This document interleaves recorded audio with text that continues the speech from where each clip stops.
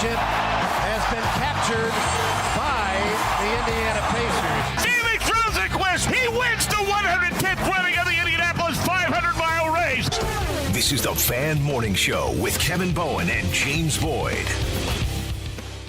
Well, a good Monday morning to you. Thank you for starting your week off with us. As typical for a Monday, we've got a lot on the to-do list. Colts couple practices, actually their final Colts v. Colts practices of training camp up there in Westfield. The Atlanta Falcons in town coming up Wednesday and Thursday for those joint practices. We got a lot to get to on that front. I would say tremendous week for the Indiana Fever, concluded in some overtime fashion yesterday as they get a win on a big road trip for them, and a lot more. Curt Cignetti had some comments about maybe the team up in South Bend that I am a fan of, so maybe we can hit on that and a amendment to how the Indiana-Notre Dame potential series could look down the road. But I'd be remiss if we didn't start here on this Monday morning. It's like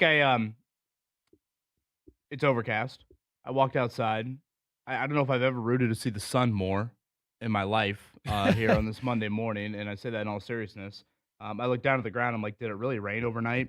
So just I want to start here. It has not impacted me personally. I don't know about you, James, you, Mark, but seeing some of the images around not only very much central Indiana, but certainly the eastern part of the state, just horrific from some of these flooding casualties, sadly, that have happened. I believe it's 7 right now. Yesterday, James, you and I were out at Colts practice. We did see the Pacers and the Colts coming together. $125,000 donation from each of those franchises, teaming up with the Red Cross for that. I believe the lady from Red Cross said, I think there was 13 shelters that they had open for anybody that have been impacted by these floods. So, just awful. And some of the images I'm seeing is just like shocking, being like, I've been there. I've gone over that road. Like, how is it looking like that? And I don't know if you find it, but I find it hard in a way because where I'm at right now, it just looks like it rained a lot. So it's almost hard to kind of imagine a mile away from me it looking like that. Yeah, absolutely. I was talking to some people over at Colts practice the other day, Kevin, and some reporters had to be evacuated from where they were living at. And, yeah, I'm very fortunate to not be affected myself, but obviously not selfish enough to not look at the bigger picture and see that everybody else may not be in the same situation. So just praying for everybody. And, again, you can go to Red Cross and search up, the local shelters next to you, reach out for some help. And it was very cool for the Colts and Pacers to come together for a combined $250,000 to give to those in need. I believe, and I think this weather update that we will play coming up here in about 20 minutes, it looks like some sun and some dry weather, most importantly, is in the forecast here for the next few days. But still, just absolutely awful on that front. Mark Dykton, good Monday morning to you. Brownsburg, everything all right over there? Yeah, so far so good in Brownsburg. So no, lots of rain, but no standing water. So far so good. You've got the bachelor party Monday. I do. I forgot what that voice sounded like. It's been a while, but it's loud and proud today. Should we check the stats? No cracked ribs. Well, I will say after I got off the air Friday was probably one of the more stressful and exhausting days I've had because we had scheduled this golf course like a couple months out and everything like that. Got a call within 24 hours when we were supposed to tee off. We're closed. 90 trees knocked down from the storm over the week. Jeez. And this is up in the Chicago area, correct? So I had to go into scramble mode, and there's probably a dozen golf courses in the general area of where we were looking at. 2 were open.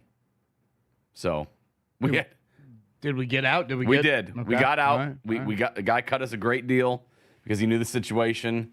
We got out there, had a great time. I don't know how it happened because everything I looked at the forecast said 90% chance of rain, this and that. It rained cats and dogs when we were driving up there. Not a drop of rain all day long. I don't know how it happened. We survived. We had a great time. Full round of golf with about a dozen guys. Went out to a nice steakhouse. Had a great time there. Drinks were had. A lot of other stuff was it was good times. Whoa. Hey now. Everybody had a great time. Don't snitch on yourself, brother. Hey now. Yeah. What time do you go to bed to get a voice like that on a Monday? I don't know. I kind of forgot that. I don't know. Okay, I don't remember what time I know what time the bet actually hit me. You probably need to say no more than that. Well, great time, massive success, lots of happy boys. Got a night out from the family, so we enjoyed ourselves. I felt your headache when you sent the text at 9 a.m. yesterday saying that you were alive. I am alive and well, guys. Nathan Brown from the Star. We'll talk Colts again, day 11 and 12 up there at Grand Park. We'll be recapping here.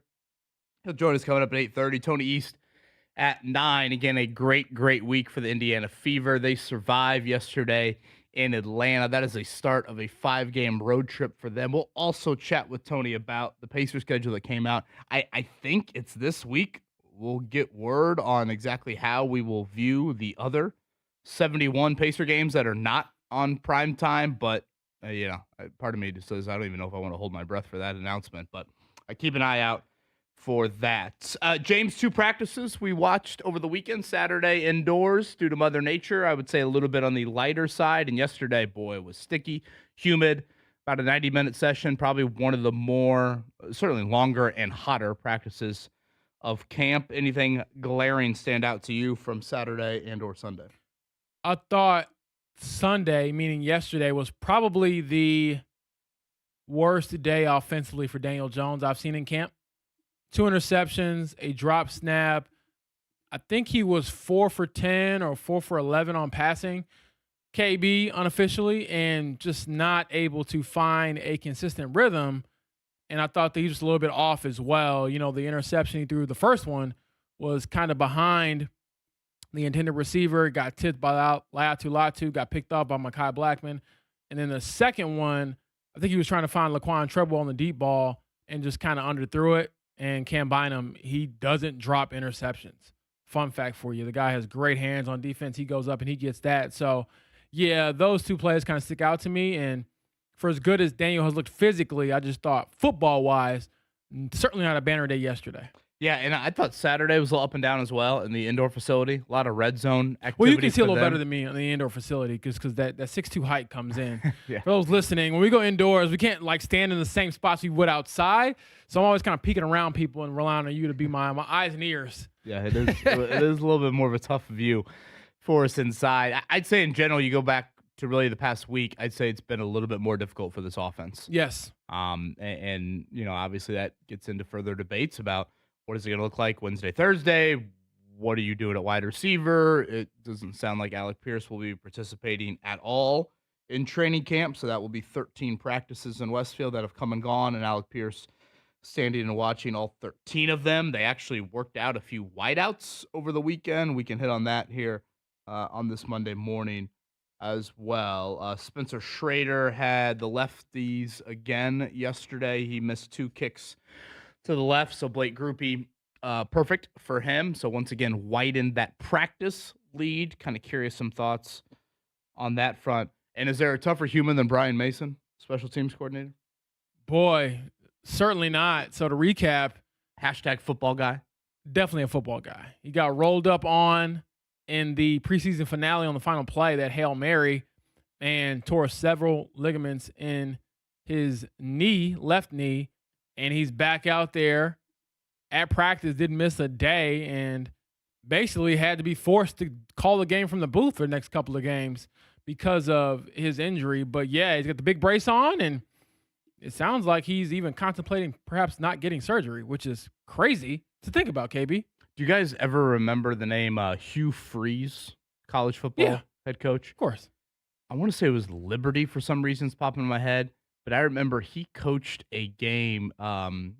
They wheeled the hospital bed into the coach's booth at their game. And he's coaching. He's going thumbs up from the hospital bed in the coach's booth. It's one of the more college football-y images of all time. He had like a herniated disc or something, if I remember. Wheel me in. Correct me if I'm wrong, Mark. Was he rocking the visor from the hospital bed? Let me see if I can find the photo. I'm looking at it right now, and yes, he was. He's like a stethoscope on his belly, laying there. And that is what a few of your members from the bachelor party look like on this Monday? Probably, yeah. We had one guy go down before dinner, but he recovered, puked and rallied. Say what? If you go down before dinner, you might get the last laugh. I know. You avoid a lot of shenanigans post sun going down, and then all of a sudden you wake up 8 a.m. the next morning. You might be all right. He went down, and then like the Undertaker, he rose up, and he was like, one more time. I don't know if that's a reminiscent of the fever at all yesterday. Don't ring that bell. I will transition there. I don't know. Better chance of some of Mark's bachelor party compadres making a layup or Angel Reese making a layup there at the end of regulation. That was kind of wild. Fever survived yesterday. Caitlin Clark, very, very good. Shout out to KK Timpson. Her insertion in the starting lineup, I think, has been big for this team. I think she gives you a little bit more defensively, honestly, than anything. But yesterday, just kind of cleaned up a bunch of buckets for them. And, when Caitlin Clark's driving like that and Kelsey Mitchell's making plays and Leah Boston's getting doubled, she's cleaning up. So just a huge week. I mean, we talked about it this time last week. Liberty, Wings, Dream. All three of them very, very close to you in the standings. The Fever go 3-0. They pad their lead for home court in round one. There's not that many regular season games left. Weirdly, they're going to take a international break here in a week or so, which makes it a little bit longer until the playoff time. But James, that was huge. Huge. And yesterday, they do enough and probably a bit fortunate, honestly, to get the W. Yeah, absolutely. I thought the Dream played very stupid basketball at the end of that game, did not really manage the clock well, even when they had a lead. And then prior to the Angel Reese missed layup, Ryan Howard, one of their stars who will be playing for this World Cup team here in a couple weeks, she settled for like a 25-foot three in a tie game. I was confused by that. That was so stupid. And then Angel, credit to her, rebounds the air ball and then misses the point-blank layup. And that, in all honesty, is very fitting for Angel Reese, who blew a wide-open layup earlier in the game on a fast break. She's shooting, I think I saw the stats yesterday, Kevin, like 29% from the field of her last 4 games as a big. Like, that's really awful, and I just think that for as great as the other one blew a layup. Was it Hillman? Yeah, that one I thought was a little more contested and rushed. How much time do you have left? But, again, really fortunate to dodge a mistake there, perhaps not boxing out well enough for the Fever, and then they slammed the door shut in overtime. So shout out to Kelsey Mitchell keeping her 20-point game streak going. She's at 19, one away from tying the overall record. Already got the single season record. And then with Caitlin Clark, what more can you ask for? She's playing at a super high level right now, very efficient from the field, and also she's playing defense, boys. She's moving the feet, hands up, hot hands. I mean, what can you ask for more of your star player? I think she's heard a lot of this criticism and responded very well, and it's getting to that point now where we need to talk about MVP. Shout out to Kelsey Mitchell. Huge 3 there late, too. Yes. Caitlin had missed an open one, and I thought to myself, oh, boy, is that going to be the one? They were able to dodge Atlanta hitting a bucket on the other end, a little bit over a minute to play. Kelsey Mitchell, a huge step-back 3 to tie the game up at 81. Again, eventually into overtime, then the Fever get it done there. So they will be at Toronto coming up tomorrow, and this is a game 2. What is a 5-game road trip for them? So really, really critical week for the Fever. And they get it done. I enjoyed the IndyCar race yesterday. Watched a good amount of that early on from north of the border. I know that they had some issues getting that track fully set up there to start practice on Friday, but I actually thought it was pretty entertaining for a street race. Marcus Ericsson, your winner up there. And, of course, they've got that Washington, D.C. race this weekend. And, Mark, you guys get cardinaled over the weekend? Apparently. I saw barely any baseball. Alex Golden let me know that I lost the season series bet that we had. So I Venmoed him $10 last night. No, that's humbling. Yeah, I was like, thank you for. He's like, how was your weekend? And I explained the whole situation. He's like, I forgot you were busy. I'm like, yeah, here's $10 for you too. So we will have a second bet next year. But yeah, apparently not great against the Cardinals. But as I look at the standings, Cubs are still atop the wild card. Cardinals are very much out of the playoffs so far. You weren't in your sleep thinking of Joshua Baez hitting another one on you? No. And the only baseball I saw was him striking out in the 3rd inning yesterday, but I was told he had a very good Saturday. I also had a very good Saturday. I don't remember a ton of it, but it was fun. We are glad you are back and with us here on this Monday morning. A lot to react to from what the Colts did over the weekend. It'll be nothing today, nothing tomorrow for them. And the Atlanta Falcons, that's Tua and Michael Penix after they had some struggles. So Michael Penix, I think, still yet to be cleared for 11 on 11, but they struggled in their preseason opener against Denver. So we'll get you set for that. Some good injury news, some not so good injury news for the Colts. We'll update you everything on that front. So good Monday morning to you. Hope everyone is safe and sound from what was quite the historic weekend in our state from a flooding standpoint. 93.5, 107.5, The Fan.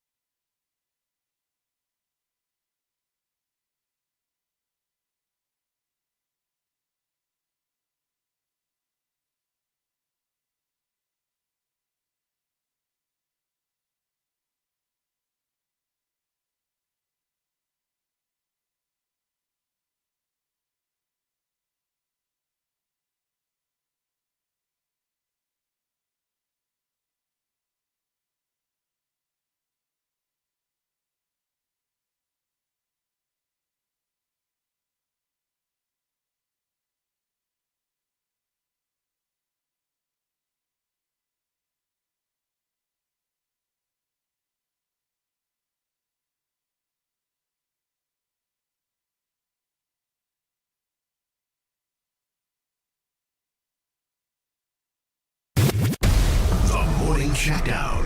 Brought to you by Bet365 on 93.5 and 107.5 The Fan. Well, since we last talked, 2 Colts practices we watched, and we saw the return, James, of rookie linebacker C.J. Allen. First time in over a week that the Georgia product has been out there. A hamstring injury is what sidelined him. Remember, he missed the first 2 days of camp with a calf injury, so yesterday was probably only practice like 3 or 4 he's even had here in training camp. So I think he's got enough time to have some sort of week 1 role, but I thought vital that he got back out there yesterday. Absolutely. They continue to rotate linebackers a lot. I think Bryce Betcher, the fellow rookie linebacker, is quietly building his case to be a week 1 starter. So we'll see how things continues to develop there.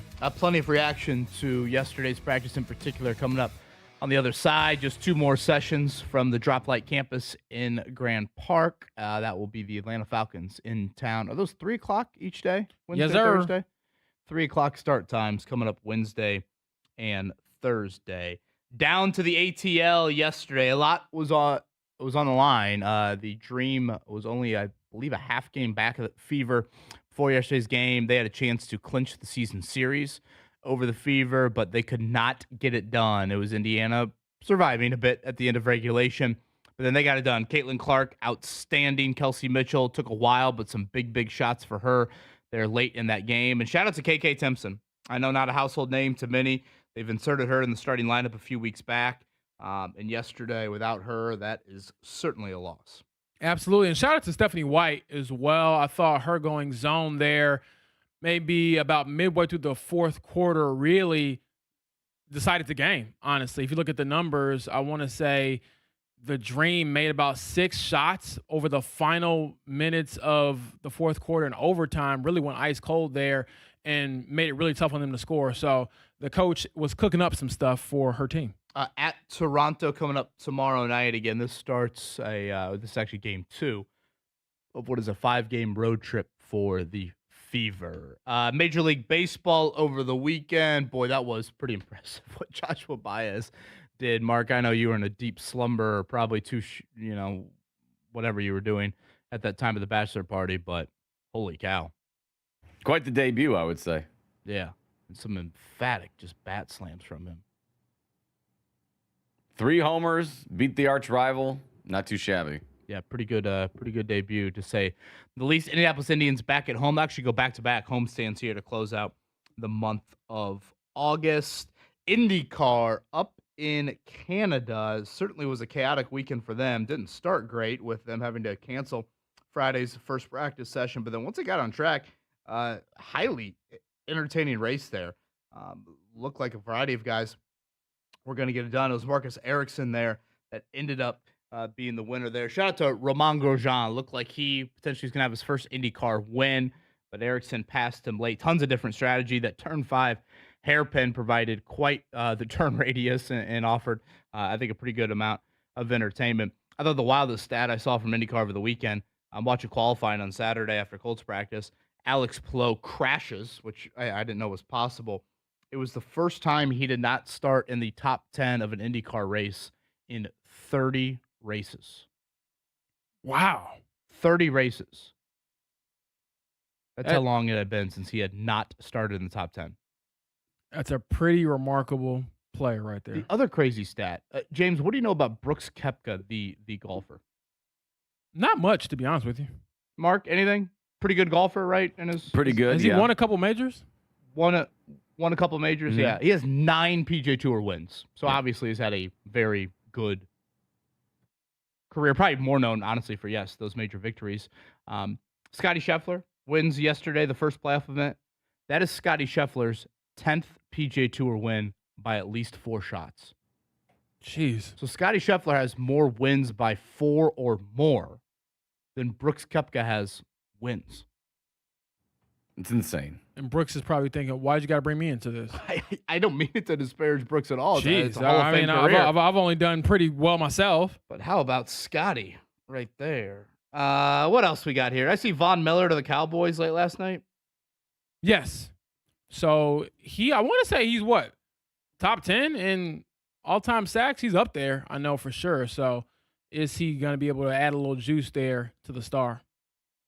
Yeah, 37 years old. I think last year he actually had 8 or 9 sacks, I believe, for the Washington Commanders. The Colts worked out some wideouts over the weekend. We'll share that news with you on the other side. As we sit here on this Monday morning, we will have high school football coming up for real on Friday night. So fingers crossed for many, many reasons, far more important reasons weather-wise here in our city and in our state. We'll get a weather update in just a second. But, yeah, temps look to be a little bit more cool as the week moves along. Some games of note. Brownsburg at Lawrence North. Can get your popcorn ready for that one. Warren and Center Grove. Got North Central at Burbuff. Perry at Beech Grove. Lutheran and Addicts. Franklin and Southport. Fishers and Carmel there. Avon, Decatur Central. So we'll continue to get you set. Football Friday coming up on Friday for you. Dominic Miranda, WTHR.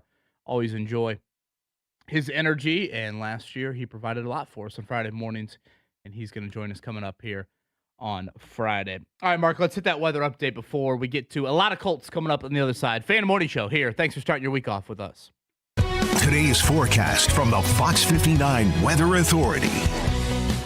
Today we'll have an early shower chance with decrease in cloud cover by the afternoon. Highs will rise into the lower 80s. Tonight partly cloudy with areas of fog with lows in the lower 60s. I am Fox 59 meteorologist Amber Hardwick for The Fan.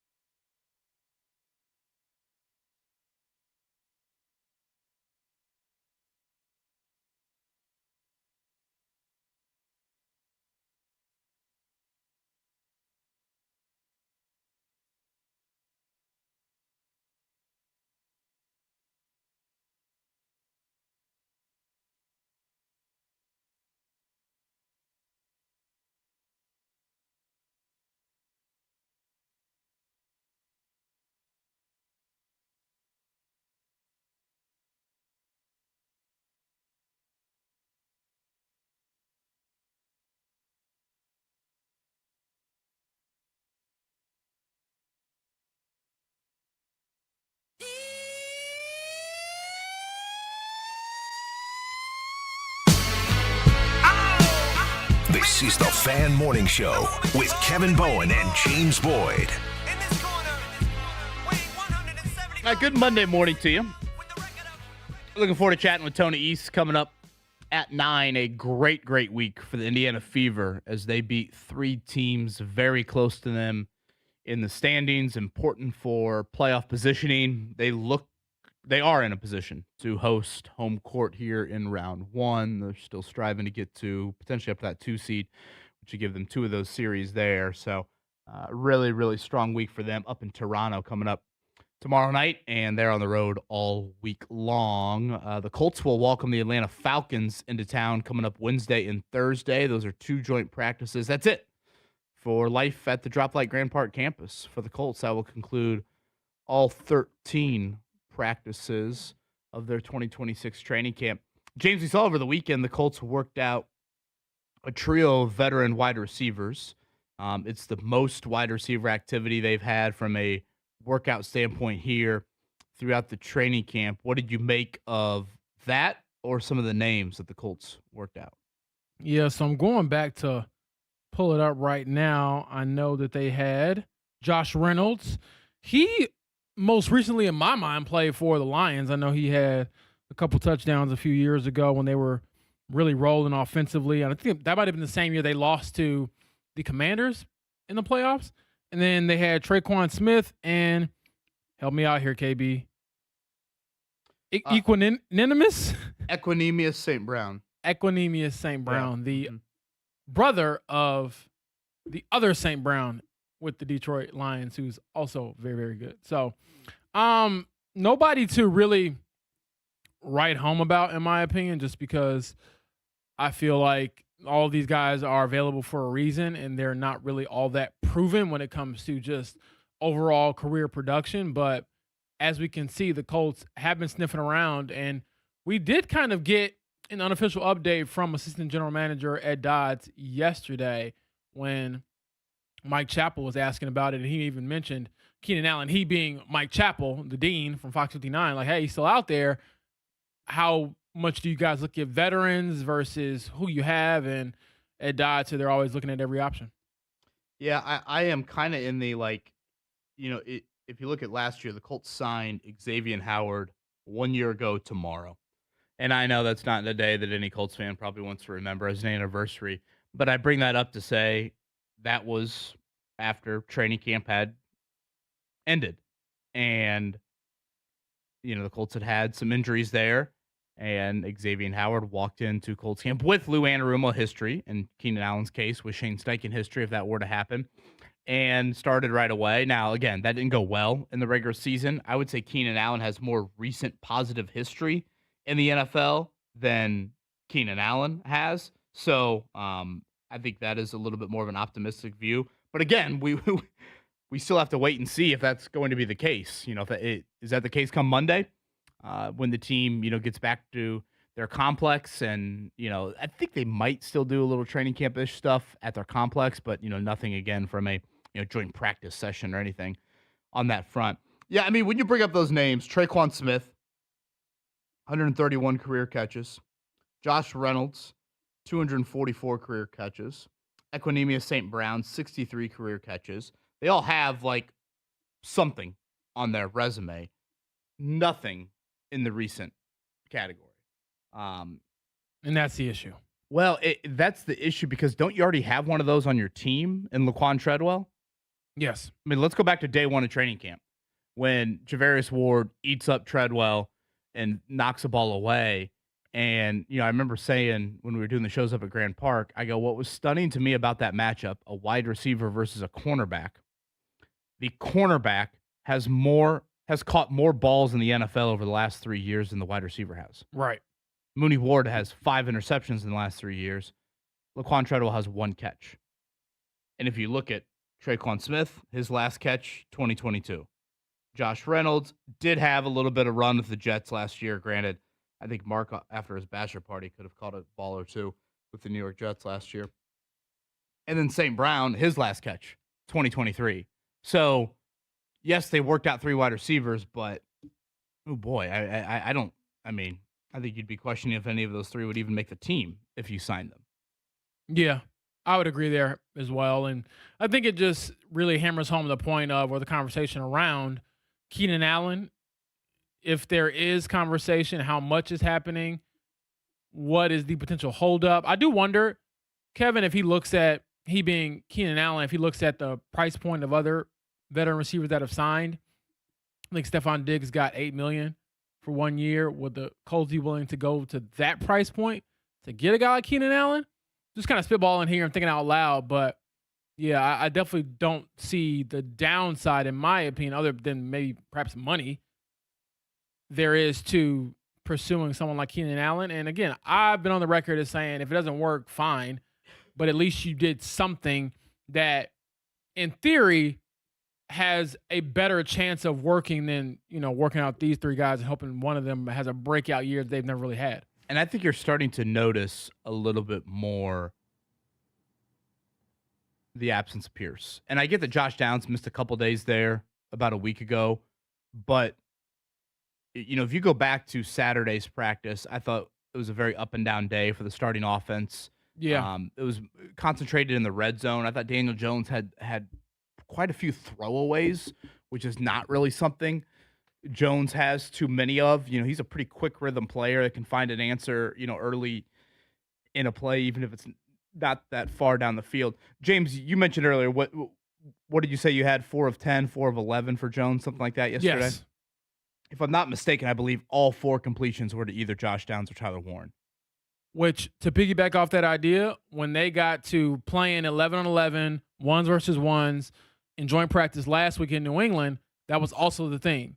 It was Tyler Warren and Josh Downs or nobody, which I don't know if you can really sustain that and have a successful offense if everyone knows, okay, if we shadow these two guys, we're forcing you to have to take a chance with some other guys. And I'm not even saying that Daniel Jones didn't give his guys a chance to make a play. It's just that they're not really capable of doing so. Yeah, and again, and now we get into like the Alec Pierce debate and thought. There was a play yesterday that you referenced in the opening segment. So Jones throws back-to-back interceptions yesterday. I believe the first day in camp he's had 2 interceptions in a team session. The first one throws it, Latu tips it. I think it was Mekhi Blackman came down with the interception. On the very next play, he takes a shot deep to Laquan Treadwell. I actually thought Treadwell had a bit of a step, and Jones underthrew it slightly, and Cam Bynum had a beautiful read on the ball, just vintage Cam Bynum, and he hauls in the interception. And if you watch that play from the stands, you almost would have thought, I think, for a second there, that Bynum was almost the intended receiver.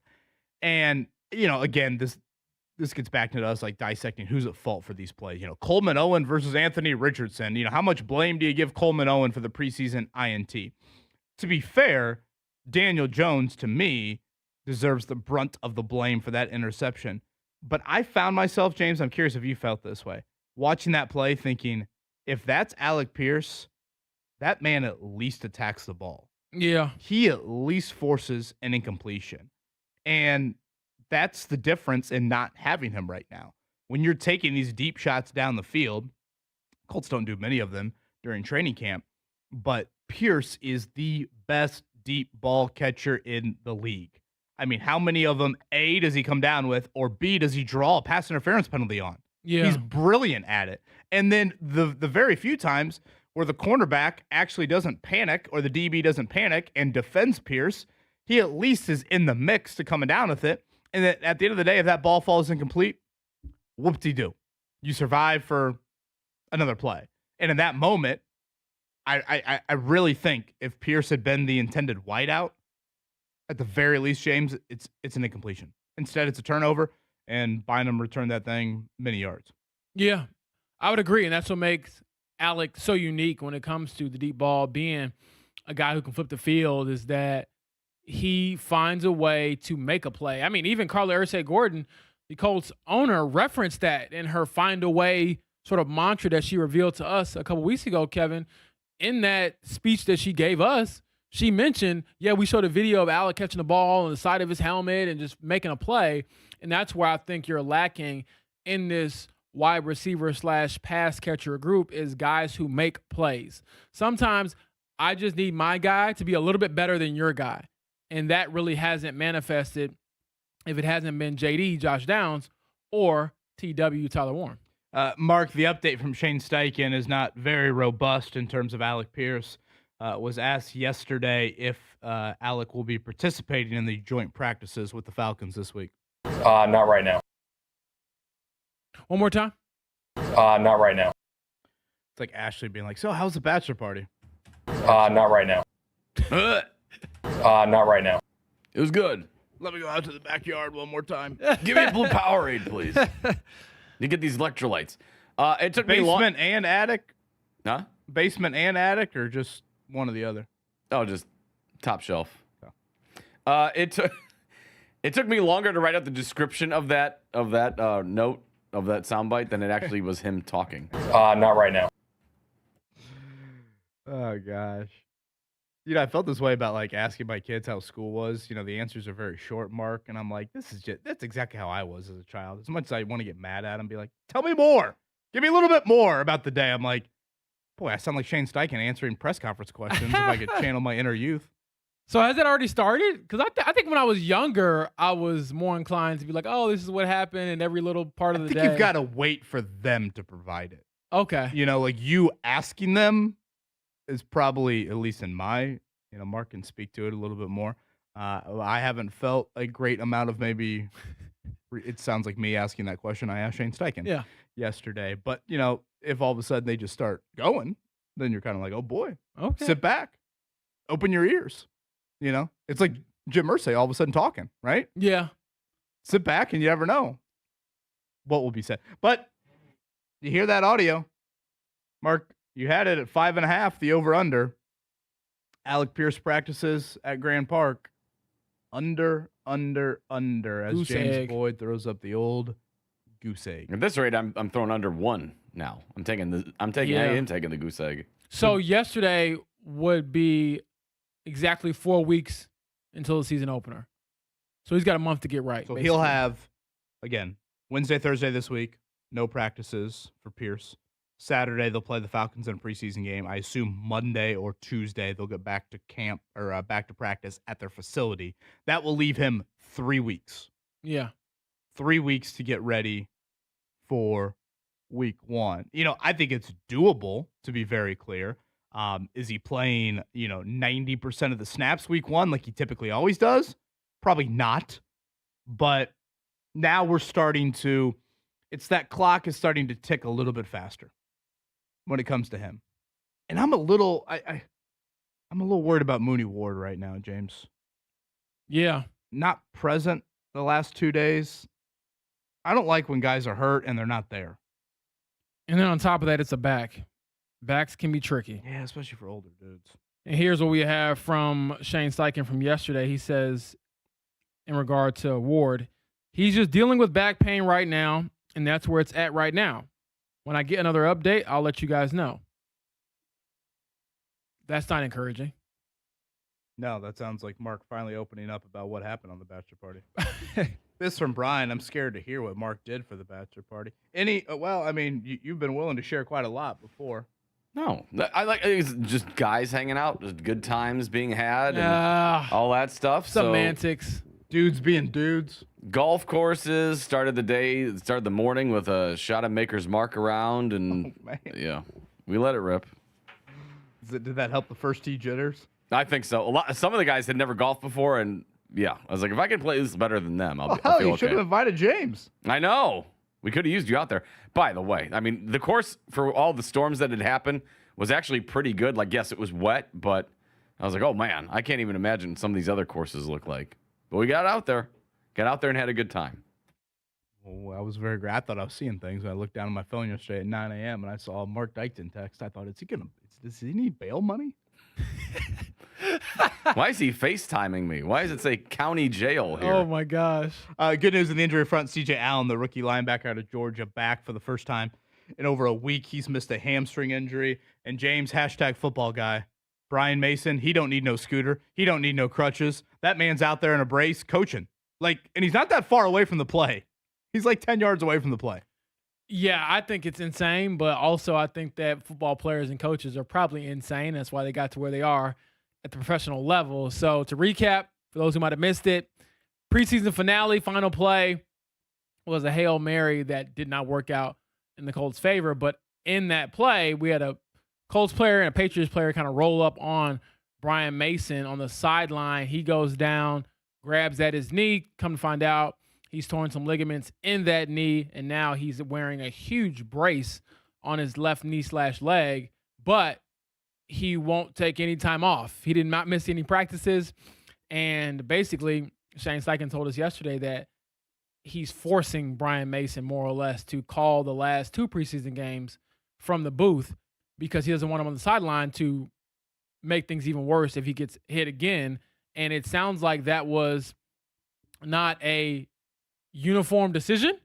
It was one that Brian Mason might have pushed back on a little bit, but that's when the coach had to step in and say, look, I love you. You're very tough, but please, for you and probably your wife and your family, go to the press box. I'm still laughing at that Hugh Freeze picture. Mark, you said visor was on, laying on the hospital. Visor was on, stethoscope on the belly, so yeah, I don't know what was He's going like on. holding like a soda too as well. Just I'm like, so this good. is crazy. Just college football, baby. Oh, I love it. I kind of like to see Brian Mason pull that. Can they fit that up in the Colts press box? I don't know if they those can. elevators could. They might have to use a freight elevator. They might. Now, I believe, if I remember correctly, Greg Rakestraw hinted at us during camp, a special guest in their broadcast booth for this game. Carly Ursay Gordon for the next game. Okay. Which is kind of the annual Ursay TV appearance during the preseason. Yep. He wouldn't give us a lot on the special guest front, so maybe when he joins us later this week, we'll have to pick a little bit. One thing Shane Steichen did mention yesterday, James, we talked about this late last week. I was kind of curious mapping out the preseason schedule. And I do say this in all seriousness for people that go to the preseason games.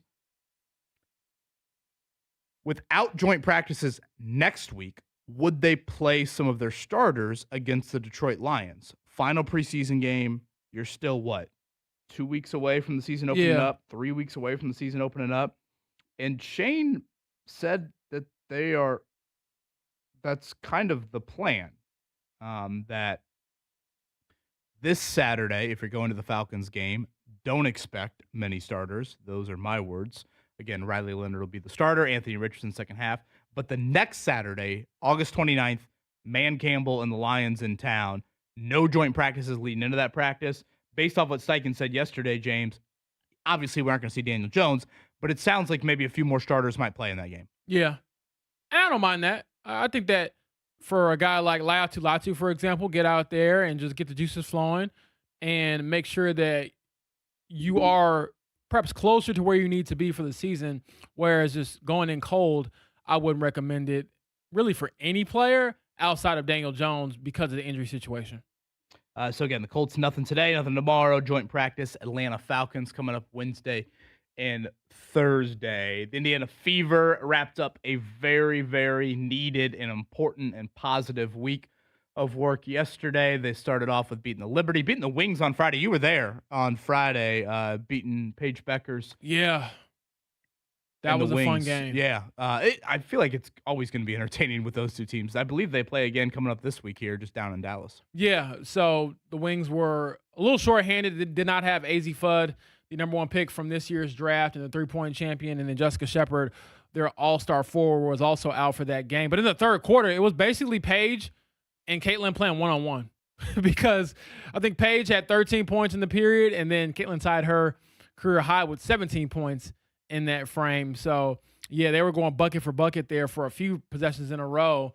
And it just reminds you of where the WNBA is going and how, I guess, great the league is to have these players kind of leading you into that new era. And they'll be teammates here in a couple weeks for the World Cup. So that'll be exciting as well. But, yes, I thought, comfortable win Friday over the Wings, and then a gritty one yesterday over the Dream. And I'm looking at the standings right now, Kevin. The Fever are now a half game back of the Las Vegas Aces for the 3 seed in the playoffs. And quietly, or perhaps I should get loud about it, I think that's Caitlin Clark is building an MVP case. Right now, it seemed like Asia Wilson was like the runaway favorite to win it again, and she probably still is in the lead, I guess. But if the Fever catch the Aces in the standings, I do wonder how could you perhaps not look at Caitlin Clark as a legitimate MVP candidate. I get that. No Olivia Miles. I was just going to mention her. She's probably, in a lot of people's eyes, number one, because the Lynx are playing the best basketball of any team in the league. I can't discredit her at all. But I'm just saying, it seems like that conversation has just been Olivia and Asia. Start throwing CC's name in there as well.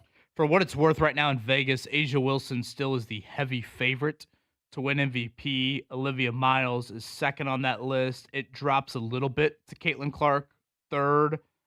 Paige Beckers drops a little bit after that. And then Kelsey Mitchell is fifth on that list. If you want to go to team-wise to kind of stress how important yesterday was, the day started with the Atlanta Dream a half game back of the Fever. So if they win that game, they would have been a game or a half game up on the Fever. Obviously, the Fever win. So now they stretch their lead over the Dream to a game and a half. Right now, James, that's 4-5 in the standings. And just to remind everybody how the W's playoff format works, again, it's a 1-8 bracket, very standard. Right. You're already into the quarterfinals, if you will. 1-8 bracket. But the opening round series are 3 games. So when you have home court, you get game 1 and game 3 in your own building. Those 3-game series are kind of wild. Anything can happen.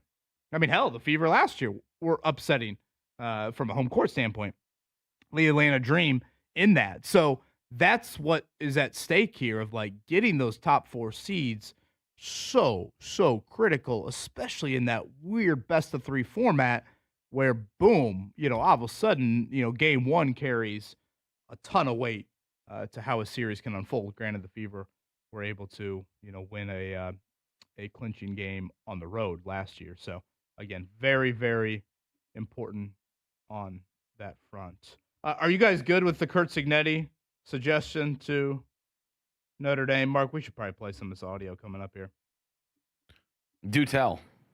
So he actually, Dave Revson, you know how Big Ten Network does their little tours around the various campuses, which, oh boy, now all of a sudden they gotta hop on a plane, don't they? For several of those. It's no longer just a bus tour here. But Curt Cignetti is suggesting to Notre Dame, and again, Revson didn't ask him specifically about IU canceling that series. It was more just, hey, what's kind of your ideal non-conference schedule? He wants Notre Dame to come to Bloomington twice, and they go to South Bend once. That's interesting. You okay with that or no? It's a little bit treating Notre Dame like they're Ball State, but I can hear everybody in their cars right now. Join a conference. I was going to say, is that part of it? Yeah, it is. Cignetti mentioned that. Notre Dame plays 5 ACC games a year. They're like partners with the ACC. Yeah. Has anyone checked on what Notre Dame has done to these ACC opponents over the last few years? I don't need to check because I know they've beaten the living. I was going to say they beat them down. They've beaten Mark in the backyard out of them. Ooh, graphic. Do they really need to join the ACC? Do they really need to play all of the putrid ACC teams? Well, especially with all the conference realignment going on does it matter? I mean, we've done so much other stuff to these conferences. I feel like conference play is kind of almost meaningless at this point. Do you think it would matter for Notre Dame when we get into the conversation? I know they're talking about expanding the playoff, but even prior to that, do you think it would have helped to be in a conference? To have like that sort of like uniform protection or somebody else backing you in the arguments for you to be in or out? Not really. Why do I think Miami got in the playoff? Because they beat Notre Dame in the first game of the season last year, not because they're in the ACC. Right. Okay. Yeah. No, I was just asking because I hear that argument a lot. Right. I know like Texas was frustrated, but well, don't lose to 4-win Florida last year, Texas. Honestly, I guess as a Notre Dame fan, I would happily take what Cignetti is throwing out there, although I disagree with it to a degree. How about 1 game in Bloomington, 1 game in South Bend, 1 game at Lucas Oil? I'm not mad at that. You could definitely pack out Lucas Oil easily.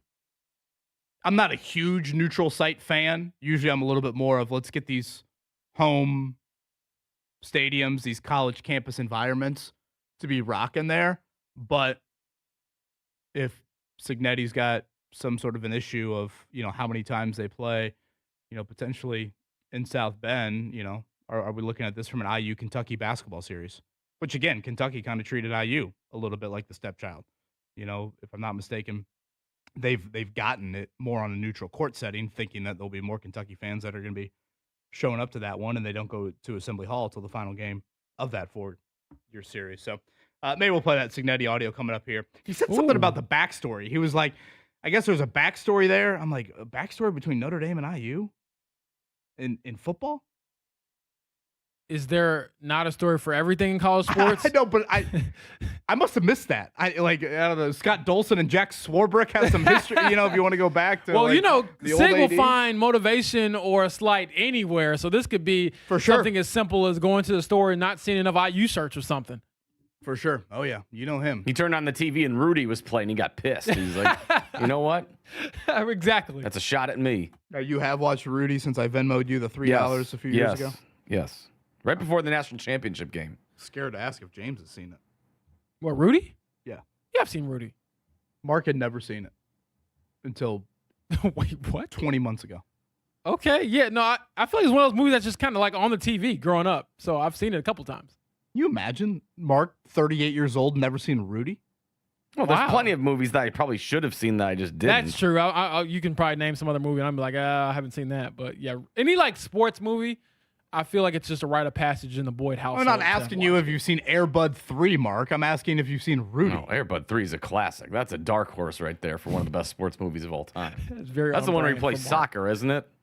I suggested Air Bud the other night in the Bowen household. Maddie thought it was a little bit too emotional. You know they're making a new one?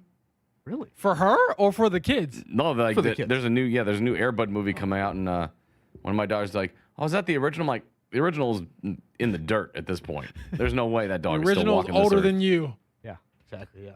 The original felt a little bit from you-know-who in the old backyard. The original could play in Pet Cemetery rather than Air Bud, whatever this is.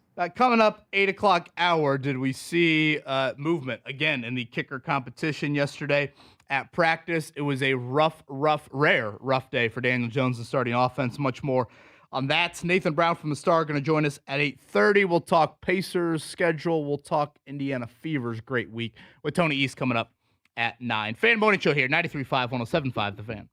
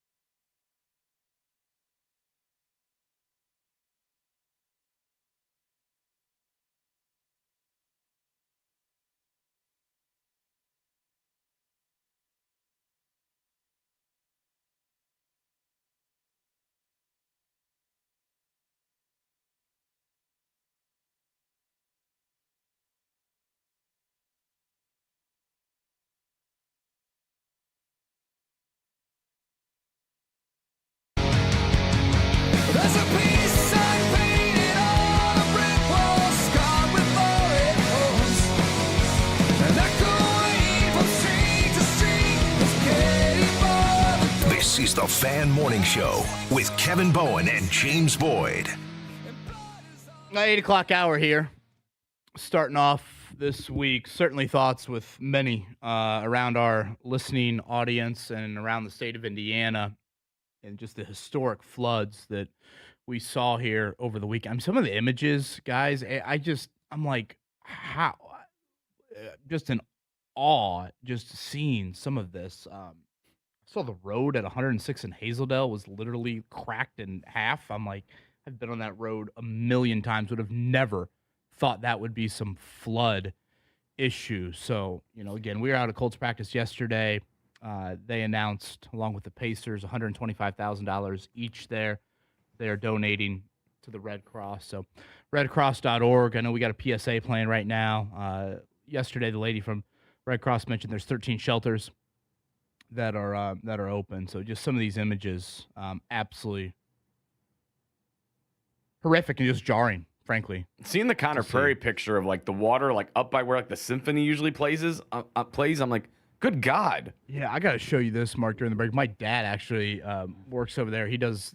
He's one of the hot air balloon flyers, and he was sending me a picture, our whole family a picture of just the overhead shot of it. And yeah, I mean, to your point, that area in general. I mean, it's like Prairie View Golf Course and kind of that general area.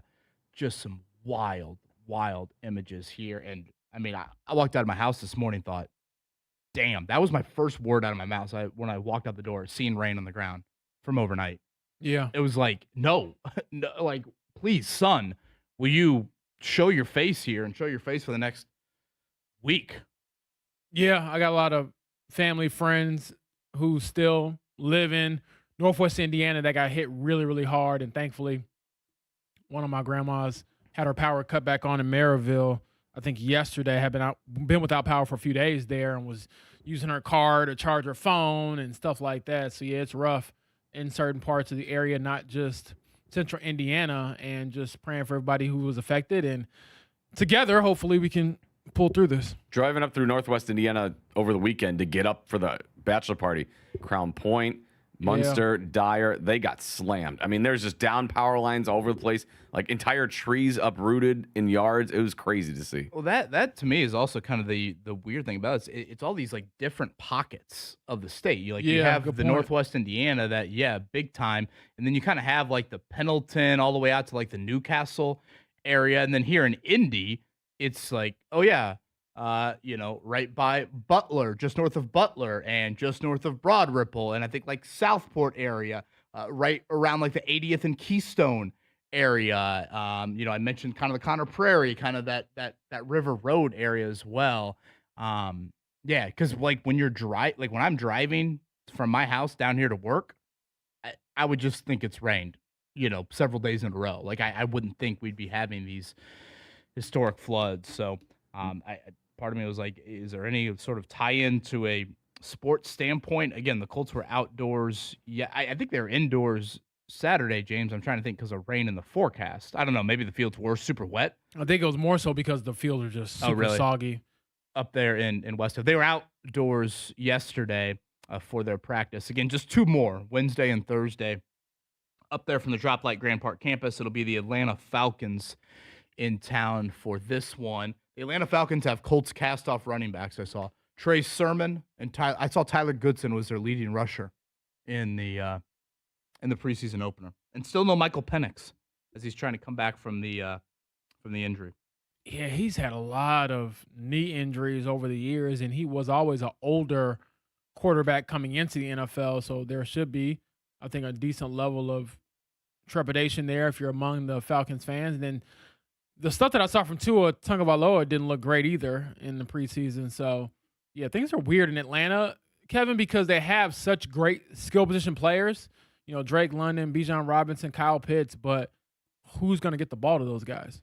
Would you rather have a grade on the old report card that was 90% or 67%? 90, because 67 might come with some punishment.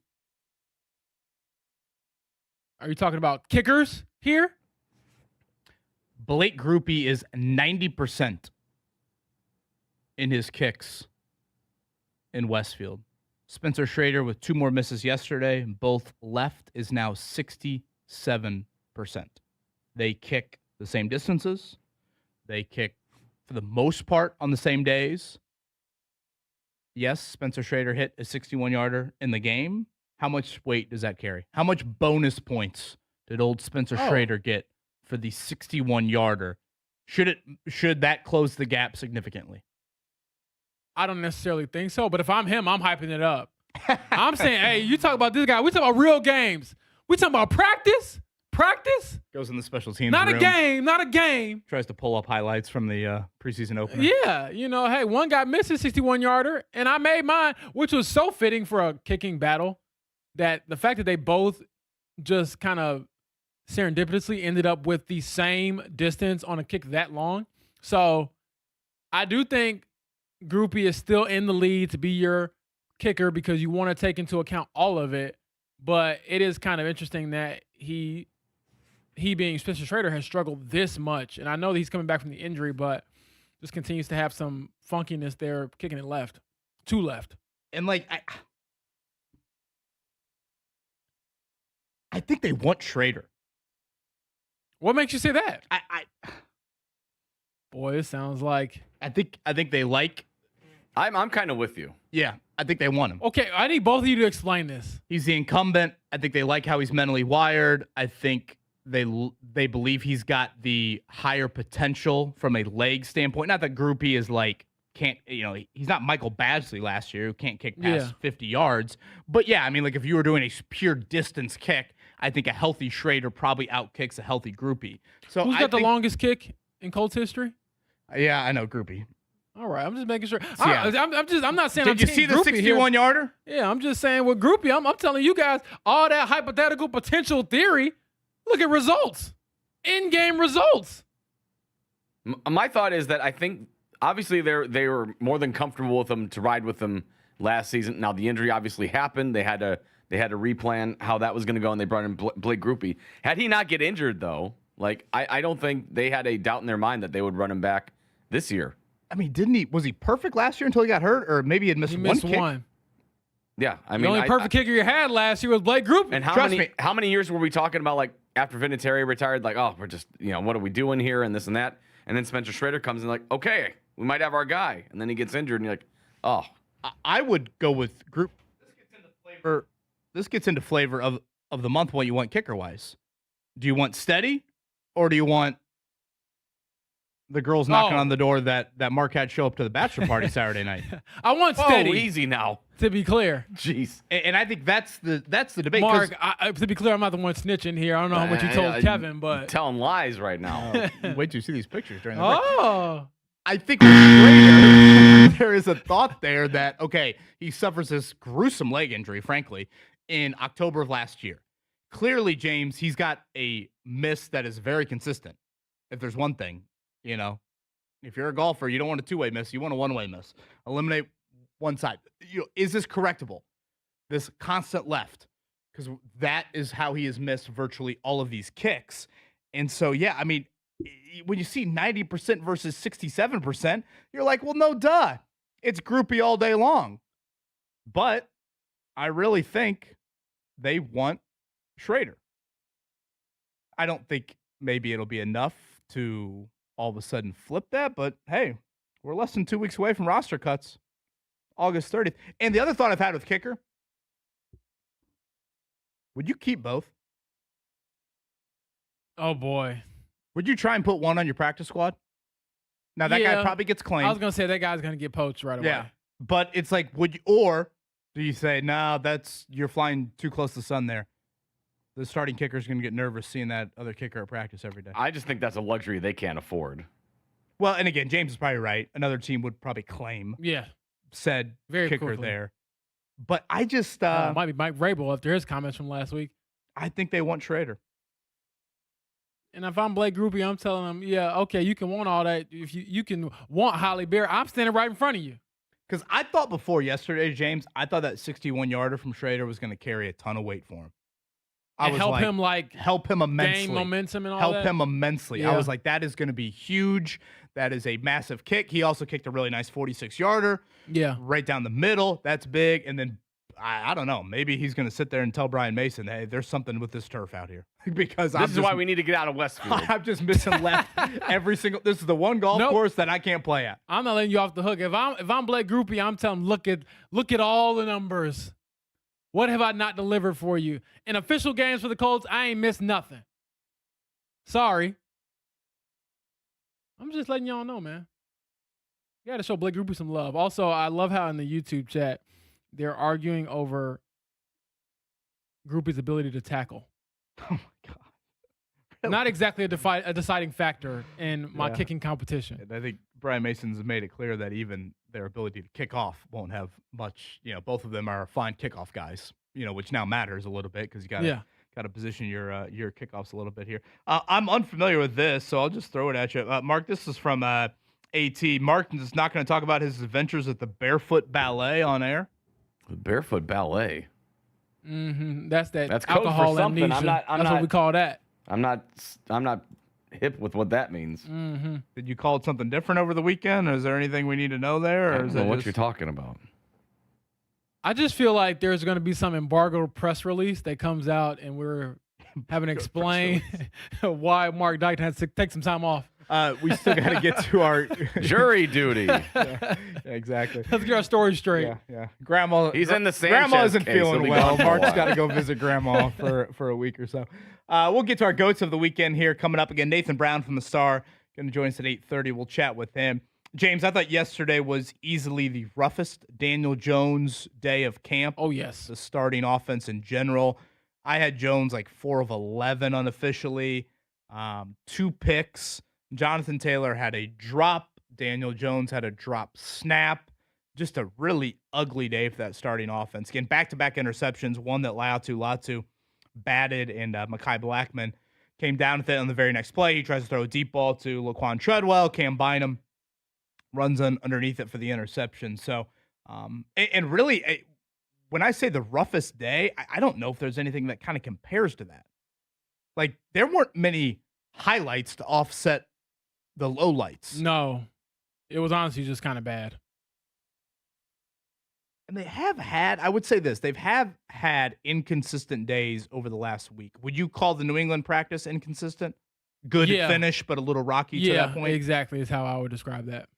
So, yeah, more of this is starting to show up. And again, the forward completions yesterday, all to Josh Downs and Tyler Warren. Part of me watches Josh Downs practice. When he got a little banged up on Saturday, I thought to myself, Josh Downs should hold out. Yeah. See what your offense looks like if you don't have me or Alec.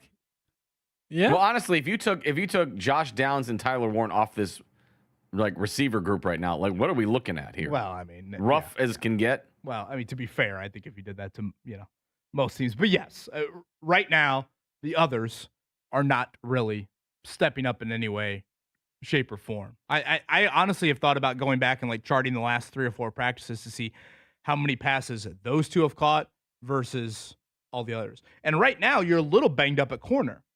Mooney Ward hasn't practiced in about a week with his back issue. So, Mekhi Blackmon was a starting corner yesterday, or at least was getting some first-team reps, and Cam Taylor-Britt went out there. And I don't know, back injuries for older dudes and any injury at corner, I feel like always heightens my my antennas a little bit there. I feel like if you have a little injury at corner, it can just get exposed real quick. You start having to open it up and run, full throttle out on the edge, and you're on an island, and that wide receiver's healthy. Oh boy. It can look like, Usain Bolt versus, me very, very quickly. We're getting one more James Boyd run out at Westfield, by the way, before we close up shop out there. Absolutely. I thought about running. You want to say the day when this happened, the last practice, or when we doing it? So the last practice is Thursday out in Westfield. So I'm planning on running it Thursday or Wednesday. It just depends on whatever day. But I will run it again this week. So should be fun. And you feel adamant you'll be better than what you were on day one? Very adamant. Very confident. I'm ready for it. Kevin, can you videotape, record that, and make sure you put that on socials? I'll make sure someone has video of this. It could be the person at Grand Park, so they officially see the time and know I'm not cheating or anything. And I think I need Kevin just to make sure there's no AI involved. All of a sudden, James has a speed of, 4.1. What the hell? Yeah, I'm not running a 4.1, but when T.Y. Hilton says you got to run the 40 again, Got to. you listen to the ghost. Speaking of AI, is that a real video of a rather cackling Caitlin Clark after the Angel Reese missed layup? So I don't know what she was looking at because the camera is showing her looking at something while Angel Reese is going through it after missing the game-winning layup. But regardless of however it might look, it is hilarious. Oh, man. I need that. I told you, I think sports rivalry, sports hate, sports pettiness is the best kind. And their teammates on Team USA coming up here in a few weeks? Yes. That was so, I think Caitlin knew, oh, boy, we dodged one right there. 1,000%. And in that fashion to dodge it. Yeah, I was thinking to myself, Angel, if you make that layup, you get to kind of, take a victory lap and tell everybody who's hating on you, take that, but then you do that. With the right hand. Yeah. Didn't one time you ask her about playing with her offhand, and she was like, I'm right-handed? Yeah. So that might be news to the listeners here this morning, but I got dunked on by Angel Reese in a press conference a couple of years ago. Yeah, I was asking her, hey, had some nice right-handed finishes today? Have you worked on your offhand a lot this summer? Like, how much better have you gotten with that? Just some softball question. And she said, I'm right-handed. So, and I was like the dumbest guy in the room because apparently the Chicago beat writers at the time for the Sky knew that she was right-handed, but she shoots left-handed. But I would have been right there with you, man. In fairness to me, because I love to defend myself, not even being petty, her shooting percentages suggest that she can't shoot that great with either hand. So it's like, why would I ever think that you are right-handed when you don't even make the left-handed shot or the right-handed shot? Like, it's all rough. She should be the keynote speaker at the Bricklayers Association annual conference here. That was the same day that James started eating at the buffet that was for NBA players too. He had a big day. Oh yeah, I do remember that time as well. Yeah, I've had some. I haven't heard that one. I think I told you that. I was at the NBA Combine and they had like a room which I thought was like for media food. And I walked past this security lady and she checked my pass and everything and said I could go in. I go in there and I start grabbing some food and I look around. I'm like, man, everyone's really tall in here. And then I look at a couple of different signs and it was for like NBA staff and players. And I'm in there covering up the credential at that point, scarfing down some salmon and whatever else was free. James is shoving lobster tails in his pants like he's Jameis Winston. So you finished the plate. Yeah, because I felt like I had loaded up the food. Yeah, smart. And when I sit down, it'll be very awkward to just immediately get up and leave an empty plate. So I put the old credential kind of underneath the table a little bit and then got my food done and got up out of there. Zero judgment. It's the NBA. They got billions of dollars. They won't miss, one extra plate of salmon and, vegetables.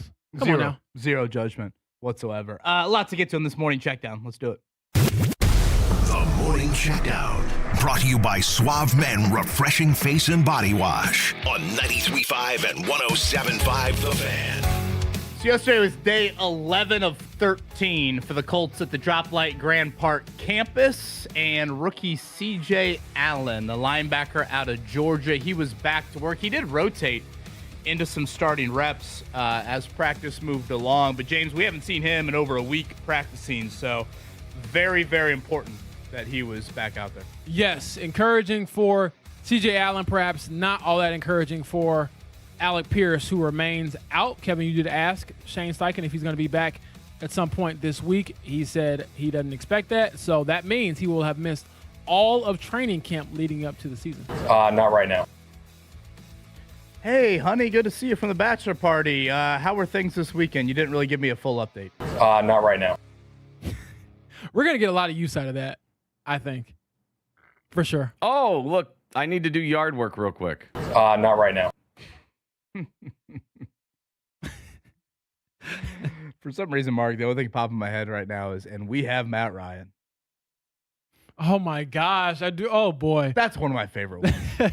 I have to dig that one up. Is that Lara? Is that not sitting on your desktop right there? Let me find it. By the way, I saw Mike Wells on Saturday. He brought some students out to practice. He goes, you got to tell Dykton he's got to scratch that audio. That audio. Carson has a nice touch on his balls. How do you you've got that more up to date than you've got we have Matt Ryan? That one is in the holster. That one is ready to roll every single day. Oh my gosh. Still one of the funniest. Scotty is looking hot in the back of the studio right now. Why did he say that? I don't understand it. I forgot it was Scotty. I'm always like, you're in charge of a bunch of kids now. Like, you're I teaching the next generation of journalists, and this is what we have on you. Oh, man. You and Mark are double teaming me. I was sitting in that hotel workroom, and all of a sudden I could hear his voice in the lobby and thought, oh, boy. Yeah. Here goes. We went to the Brownsburg Center Grove scrimmage, and I kept looking over my shoulder. I'm like, he's going to come around here and see me and be like, you need to get out of here. You need to leave. Oh, Brownsburg Center Grove scrimmage? That sounds like a pretty good scrimmage right there. I'm not going to lie. Center Grove beat the brakes off of Brownsburg. Really? Yes. Brownsburg, two-time defending state champs, right? I know. And I think they're going through a bit of a transition. Their offense did not look very good, and their defense got torched by Center Grove. Center Grove. Warren coming up Friday. Brownsburg LN as week 1 of the high school football season is here. Let's transition Fever. Game 2 of their 5-game road trip coming up tomorrow night against Toronto. But James, very good Friday against the Wings and very good yesterday surviving against the Atlanta Dream. Important for the standings. And the Fever have now won, I believe it's 8 of 10, 9 of 11, I think. Yes, 9 of 11.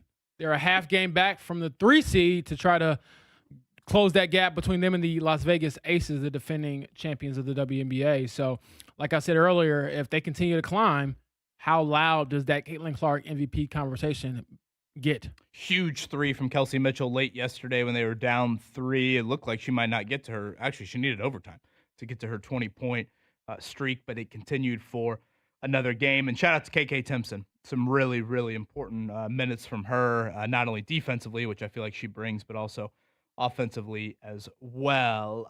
Major League Baseball, Mark, you said you were asleep when Joshua Baez hit 3 home runs. That sounds like a fly. Not asleep, but out on the course and out to dinner, I believe. But yeah, I saw it on my phone briefly. I'm like, oh, jeez. Good game to miss, I guess, if you're me. Indianapolis Indians, they are at home here for homestands each of the next 2 weeks. Shout out to Marcus Erickson. Really entertaining race yesterday north of the border. I know it was a chaotic start to the week for IndyCar, not being able to practice on Friday. I was like, what in the world is going on? But once that street race got up and going, good crowds, and I thought pretty entertaining. A lot of different strategies there. It looked like Romain Grosjean was maybe going to get his first IndyCar win, but it was Marcus Erickson getting it done in that one. Did I see Von Miller joining the Dallas Cowboys? 37-year-old Von Miller. Yes. See if he'll add some juice to that pass rush down there in Dallas. And he's someone who just seems like he can roll out of bed and get you 8 sacks. He had 9 last year with the Washington Commanders. And again, this is old Von Miller. Yeah, 37 years old. All right, coming up in a few, Nathan Brown from the Indy Star going to join us. We'll chat a little bit more about the Colts with him. 9 o'clock hour, Tony East. Pacer schedule came out late last week. It sounds like we could get the TV announcement from a local angle. Not sure if we want that announcement or not. Sounds like we could get it here in a few days. So a lot to get to with Tony at 9 o'clock. Good Monday morning to you. Thanks for starting your week off with us.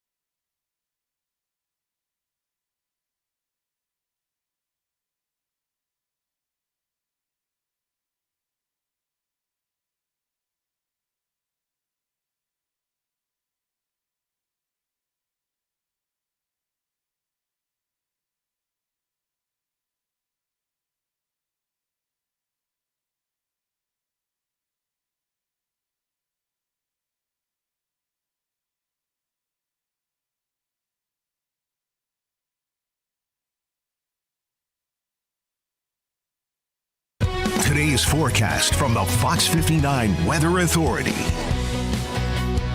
Today we'll have an early shower chance with decrease in cloud cover by the afternoon. Highs will rise into the lower 80s. Tonight partly cloudy with areas of fog with lows in the lower 60s. I am Fox 59 meteorologist Amber Hardwick for The Fan.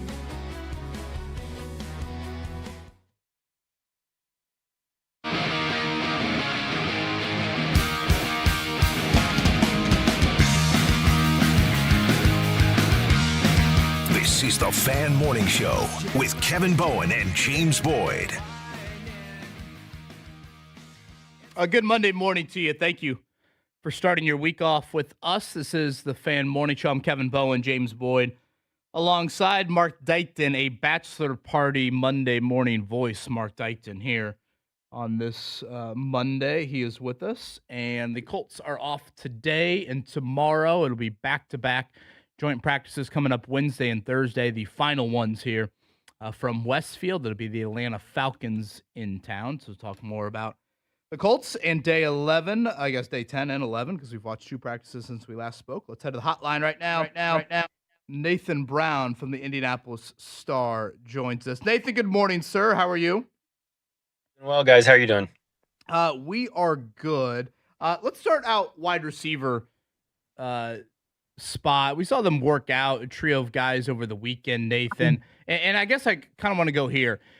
Based off how you felt about the position at the start of camp, do you feel better, worse, or the same about it now 11 practices in?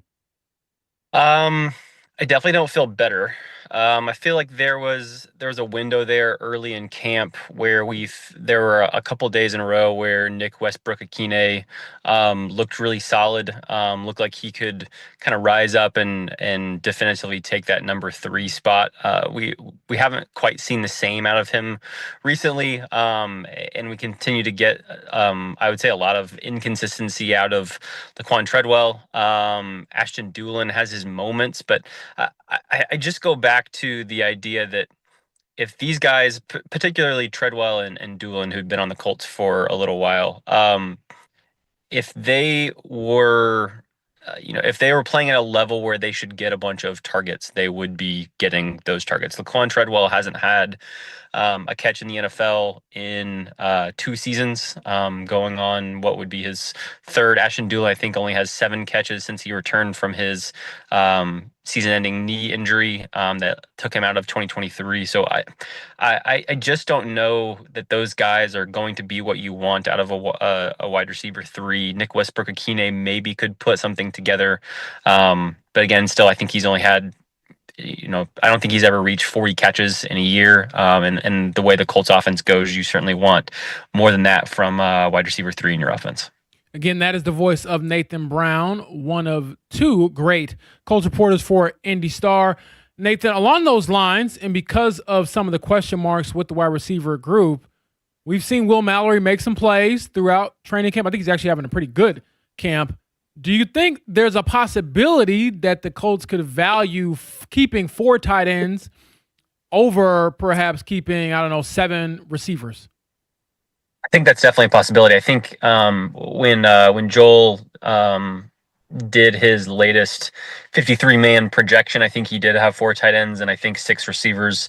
That last receiver is probably someone that's going to be almost strictly your punt and kick return guy, whether that be Anthony Gould or Coleman Oman. We'll have to see how that battle shakes out. But you can get to 6 pretty quickly. You add in probably 2 of Westbrook-Akine, Dulin and Treadwell. Treadwell's probably the odd man out there, I would imagine. And from what we've seen from Will Mallory, and I think Chris Ballard even said it in his camp opening press conference that he had with us close to 4 weeks ago now at this point, that he felt like it was going to be tough to keep Will Mallory off the field. And as they are looking for a third wide receiver that they can trust, he's got probably some of the best hands on the team outside of the top 3 guys that you think of in Alec Pearson, Josh Downs, and Tyler Warren. So even though he's 4th on the depth chart, you don't think of Mo Alley Cox and Drew Ogletree as necessarily targets that you would look for often in the passing game, but I think Will Mallory could get some more time than he's seen the last couple of years because of what we've seen in camp. Yeah, Nathan Brown is with us here from the Indianapolis Star. As James said, him and Joel Erickson do an excellent job in their coverage. Nathan, I think the staff wants Spencer Schrader over Blake Grupe. I could be out of line with that comment. If you look at their numbers here in Westfield, I've got Grupe hovering around 90%. I've got Schrader less than 70%. Based off those numbers, the competition shouldn't be close. Do you feel like it's closer than those numbers indicate? Well, I think I would have said yes up until yesterday's practice. We saw Blake Grupe make all of his attempts again, and Spencer Schrader missed 2 in those classic pulls to the left, like we've seen from him so much of camp. I think coming out of the preseason game back on Thursday, when you see Grupe miss a 61-yarder, which I know seems like it shouldn't be that big of a deal. You don't see 61-yarders kicked or attempted off in NFL games, and his wasn't too far off. It was a little short. It was a little right, I think, if memory serves me right. But Spencer's kick from, ironically, the exact same distance was just it showed his full potential, and that's the kicker that I think the Colts maybe not thought they were going to see in camp, because there's so much to go through to come back from the knee injury that Spencer suffered back in October. But I think they hoped they would see more of that. But at some level, you can't make your kicker choice on potential. You have to go with the guy that you know can make you kicks. Blake Grupe has the Colts record for longest kick. He made one from 60 yards down the stretch in Seattle last year, so we know he's got that in him. Maybe he doesn't give you as good of a shot to make one from, say, like 68 as Spencer Schrader does, but you got to be in a really unique situation to need someone with that long of a leg. And I think we've just seen enough from Blake that unless something catastrophic flips over the next couple days of practice or these preseason games, it just feels like Blake is continuing to trend in that direction. I think the Colts, from hearing what Brian Mason has told us over the couple times we've gotten a chance to talk to him in camp, I think maybe they think Spencer's ceiling is higher, and I don't know that I disagree with that, but he's just not back to being the kicker that he was a year ago, and that's, I think, totally understandable, frankly, given what he's had to work himself back from. Might just need a little bit more time. I do still think he's going to be on a roster at somewhere at some point in this NFL season. So we'll just have to see where that goes. There we have it, with Nathan Brown of Indy Star giving us the gospel here on this Monday morning. Nathan, I said all these things about 10 minutes ago, and I was trying to convince whatever Kevin Bowen was saying that it just wasn't really adding up. Potential, we got to look at production here. Production, Blake Grupe is getting it done right now in the kicking battle. But moving on, as Kevin gives me a look like, hey, maybe I shouldn't have brought that up. But in all seriousness, we had a chance to talk to Ed Dodds yesterday, the Colts assistant GM, and I thought his comments about Anthony Richardson were kind of interesting. Nathan, I'm curious to hear your thoughts on it, but in essence, he basically said, our team matters more than other teams. We're not going to give Anthony away. So, do you think it's safe to say Anthony will be with the Colts for the 2026 season? It feels like it. It feels like unless a team gets really desperate, they lose their starting quarterback in the preseason or the first couple of games of the year, or lose their backup who had been really solid, and maybe they're one of those teams that really only kind of has 2 quarterbacks to begin with.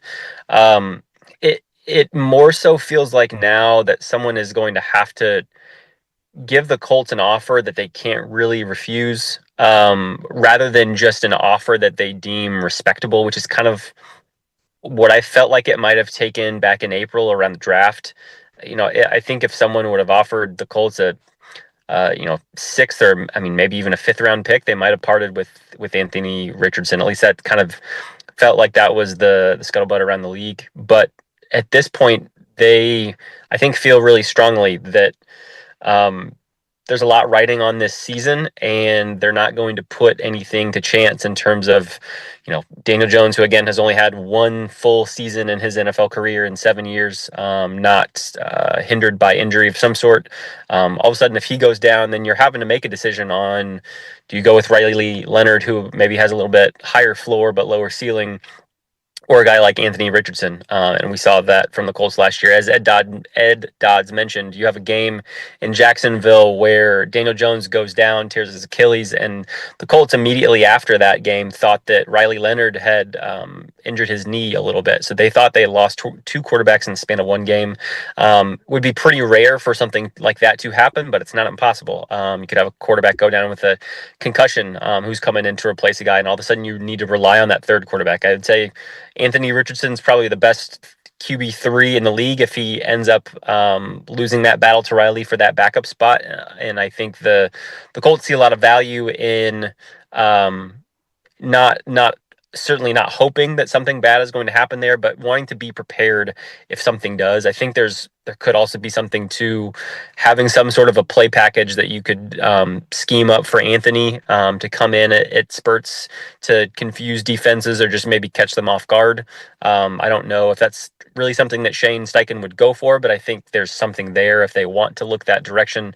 So it really does feel like Anthony Richardson is trending toward being being on the Colts roster. They've only got a little bit over $1 million left to pay him. They paid him well over $30 million. It kind of feels like they feel like they want to get their money out of him and don't want him to go somewhere else and then them need him down the stretch. Nathan Brown, again, that's the voice you hear before the Colts beat. He was outstanding on the IndyCar beat. Last one for you, Nathan, and you and I were chatting about the race up in Canada yesterday at practice. Again, Washington, D.C. for the very unique race. I believe the start-finish line's like right there next to state capitol, or the U.S. Capitol, I should say, coming up on Sunday. In your time on that beat, where was maybe the more unique potential race that you had heard thrown around? Obviously, it probably never came to fruition, but what was kind of the most unique site, country, spot, city that you had heard of? Yeah, I mean, honestly, just the idea that they would go back to Milwaukee, that felt like a long shot. And the fact that it happened was a pretty big deal a couple years ago. That event has done fairly well. It still feels like there is potential for a street race return in Denver at some point. That feels like a very real possibility. I don't know how much longer the series is going to be going back to Portland, and Denver would offer not a permanent road course like Portland, but would offer a pseudo West Coast trip in a pretty big, fairly young, vibrant city out there in the Rockies out west. So I think that would be a good option. I think that's something that they've been working on for a while, and that's something I would expect maybe sometime in the next 2 years. Mexico City was another really big one that I think would have been really great for the series. Things just have not worked out. They're trying to find a partnership on the ground for someone to either let them race at the track that they want to race at, or help promote the race and get the race off the ground. Those were the two big ones that I would say, if you asked me 18 months ago, I thought we would have been racing at one of those by now. I do think Denver's going to happen at some point. Maybe just needs a little bit more time. Mexico City doesn't feel like it's something likely to happen despite all the popularity and the hype around Pato Award. Interesting. I think Denver would make total sense for a lot of what you laid out there. For some reason, it's just not a market that I feel like we talk about that much with a major sports event like that. But yeah, that would make a whole lot of sense. Nathan Brown, your coverage for the Indianapolis Star, him and Joel A. Erickson on the beat. Nathan, enjoy the couple of quieter days, hopefully, and we'll see you out there Wednesday. Sounds great. See you guys out there Wednesday. Nothing for the Colts today, tomorrow, joint practice Wednesday and Thursday. Goats of the weekend on the other side. We'll chat Pacers and Fever with Tony East at 9 and continue to recap 2 busy days up there in Westfield. What's the latest on the Colts injury front? Little good, little bad. Rocky day for Daniel Jones. We'll chat about all of it here. Back half of the show upcoming. Fan Morning Show, 93.5, 107.5, The Fan.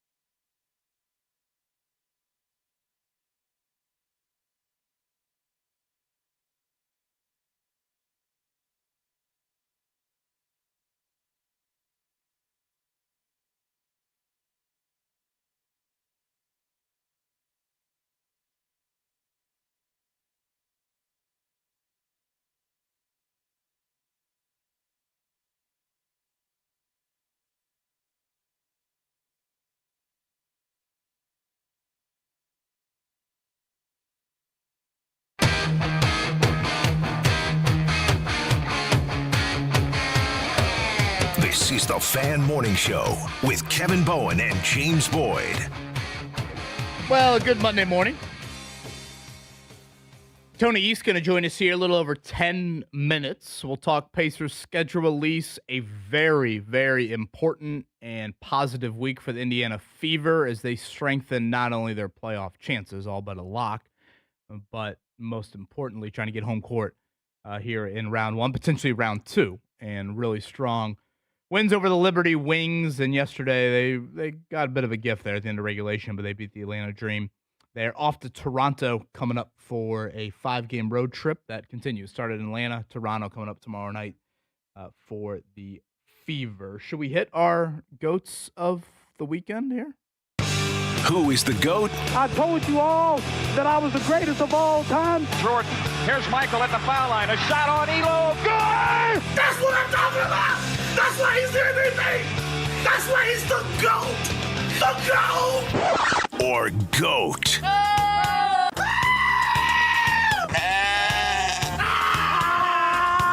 This guy sucks. Of the week. Now, Mark, fresh off your brother's bachelor party, I'm curious, did the bachelor party group text have some activity as Sunday moved along, or was everybody done with each other? Well-being checks, making sure everyone was all right and everything. Hand out an MVP award, maybe? Yeah. I think that went to me, not to brag. But Look at that. That's why his voice sounded like that at a 7:01 this self-given morning. MVP award. They're like, with all the stress of like having to like completely pivot within 24 hours of the actual celebration, you earned it. I was like, okay, thank you. Look at that. Tip of the Ho-hum, cap. pat on the back. Ashley Dykton, aren't you lucky to have Mark? Proud. Side by She's just side. lucky to have him use the bathroom And correctly. I had 3 kids jumping on me the next morning, so, you know, Yeah, reality struck see, real quick. I haven't thought about that part of adulthood. When you have the young kids and it's like, I've been out all night, but they don't care. Sun's up, Pops. Get up. Yeah, Maddie was asking Max, hey, will you walk on my back? You know, and I used to kind of stretch out her back a little bit. Next thing you know, he's jumping up and down. And, you know, now I'm worried about vertebrae and all this The stuff. C4 and the C6 are all I out of mean, whack but she now. has I'm to like, know. I know. I'm Come like, on now. What did you think was going to happen here? You know, you think Mooney Ward is having this happen in his house right now with Don't his let back pain? Mark Dyke have any influence. He'll be on the people's elbow pretty soon. Mark, you want to go positive or negative here? Let's go positive. I will actually go to the golf course, but nothing that I did out there. This is actually going out, I don't even know where. 18-year-old Jan Han Zhu, I think I'm saying that right, of Danish golf. Have you seen any of this, Kevin? Yeah. But tell more here. Apparently went on a tear this weekend. He had a drive of 408 yards and 514 yards. The latter apparently with some help from the cart path, but still, that sounds absolutely insane. Jeez. I say it sounds insane. I haven't seen actual video of this 514-yard one. The 408 one I have seen. It is quite impressive, but 514, that's insane. And that was a par 5, and he still had like 100 yards to go because that was an insane length of course. Well, speaking of big drives, you know who's coming in town this week? Isn't it the live time? I did see a couple of signs out there in Westfield yesterday. Mr. DeChambeau. By the way, have you seen Mrs. DeChambeau maybe? With a few pictures? Oh, no, I have not. But are you giving reviews? I'll just say this, Mark Dyton, I would wait till you get home and get off this internet before you start clicking on that. Boy, she certainly is not shied away from snapping a few photos in the DeChambeau household here.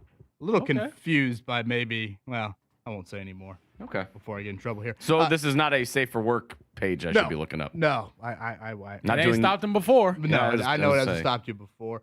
Quite the transition from that. James, I'm going to go with Obi Toppin here. For your positive go. The Toppin Family Foundation hosted 100 local kids last week to an early screening of the Paw Patrol Dino movie. That sounds like a dream as a kid. Oh, I love it. Obi Toppin, great work. I know he had his camp back in Dayton a few weeks back. One of Maddie's good friends that lives in Dayton, their son went to the camp, loved it, had a blast. It seems like Obi Toppin's just a good dude.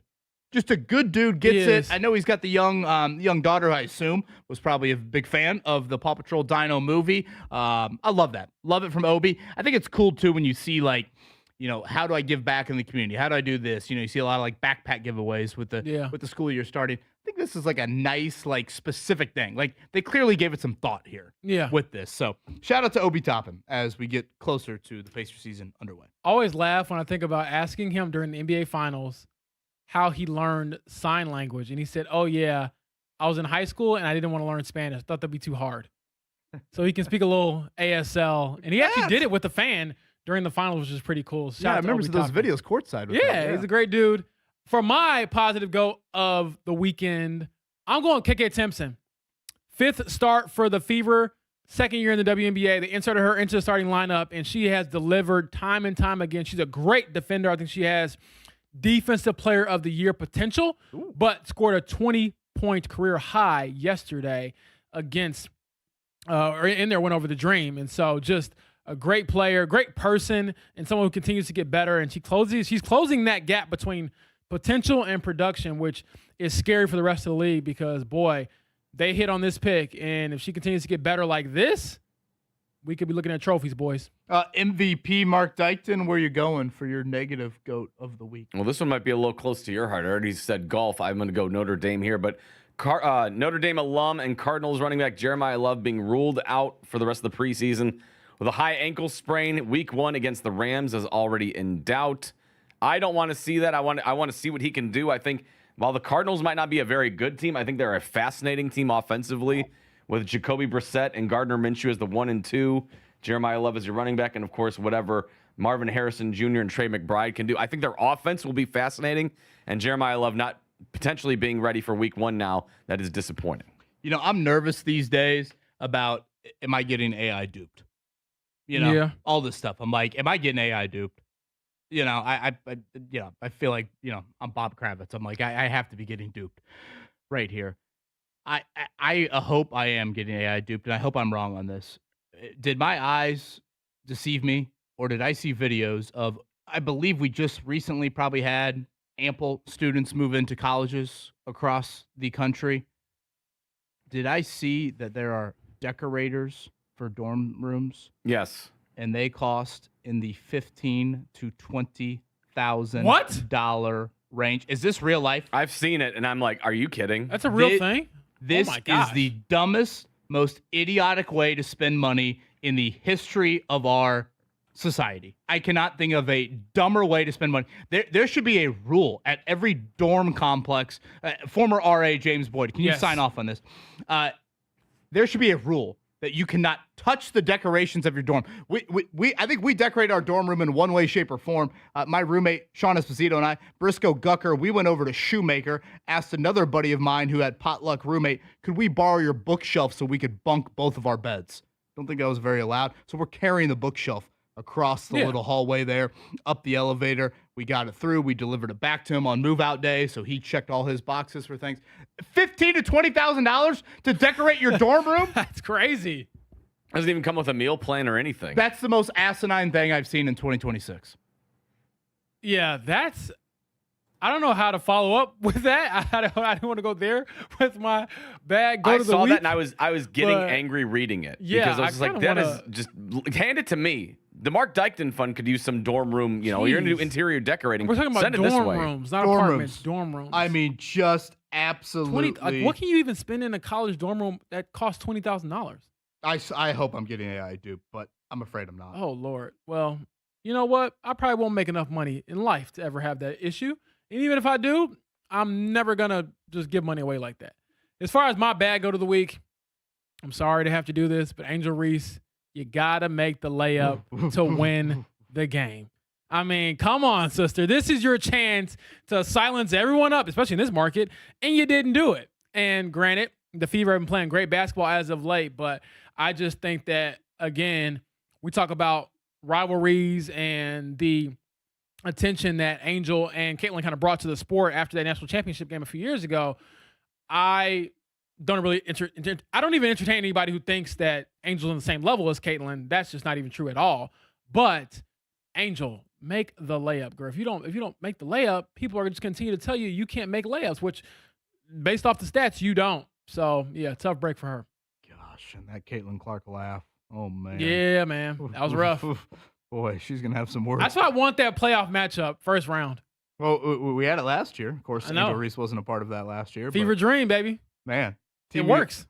The first Team USA interaction here in a few weeks should be interesting for Caitlin Clark and old Angel Reese. Speaking of the Pacers, Tony East going to join us here in a few. Fan Morning Show. Thanks for starting your week off with us.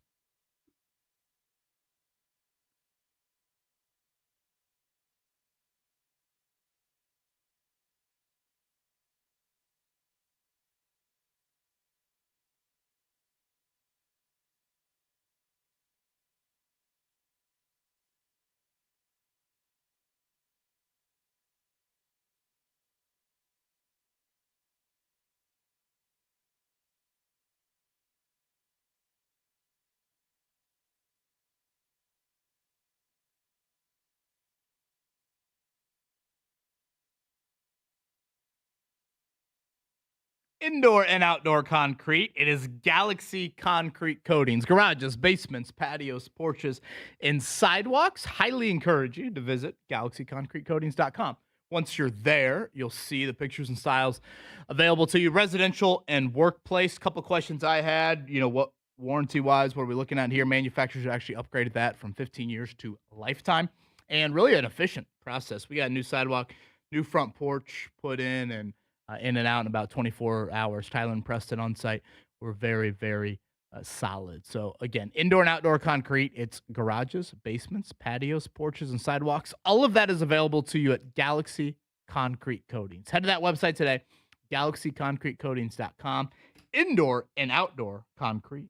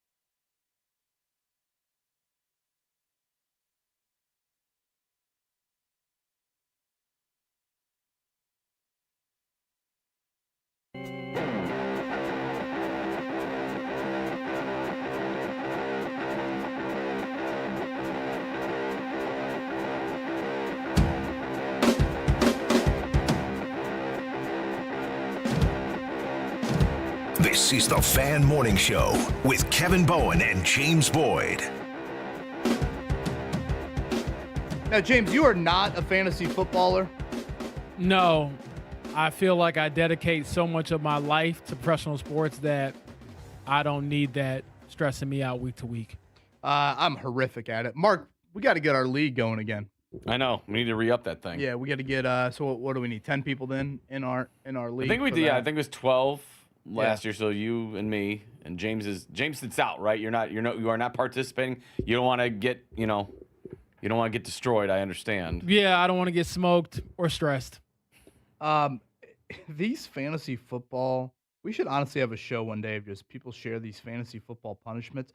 I think honestly these fantasy football leagues have turned into what can I do not to finish last versus what can I do to win the league. I'm seeing this one right here. Last place comes with some bad stuff.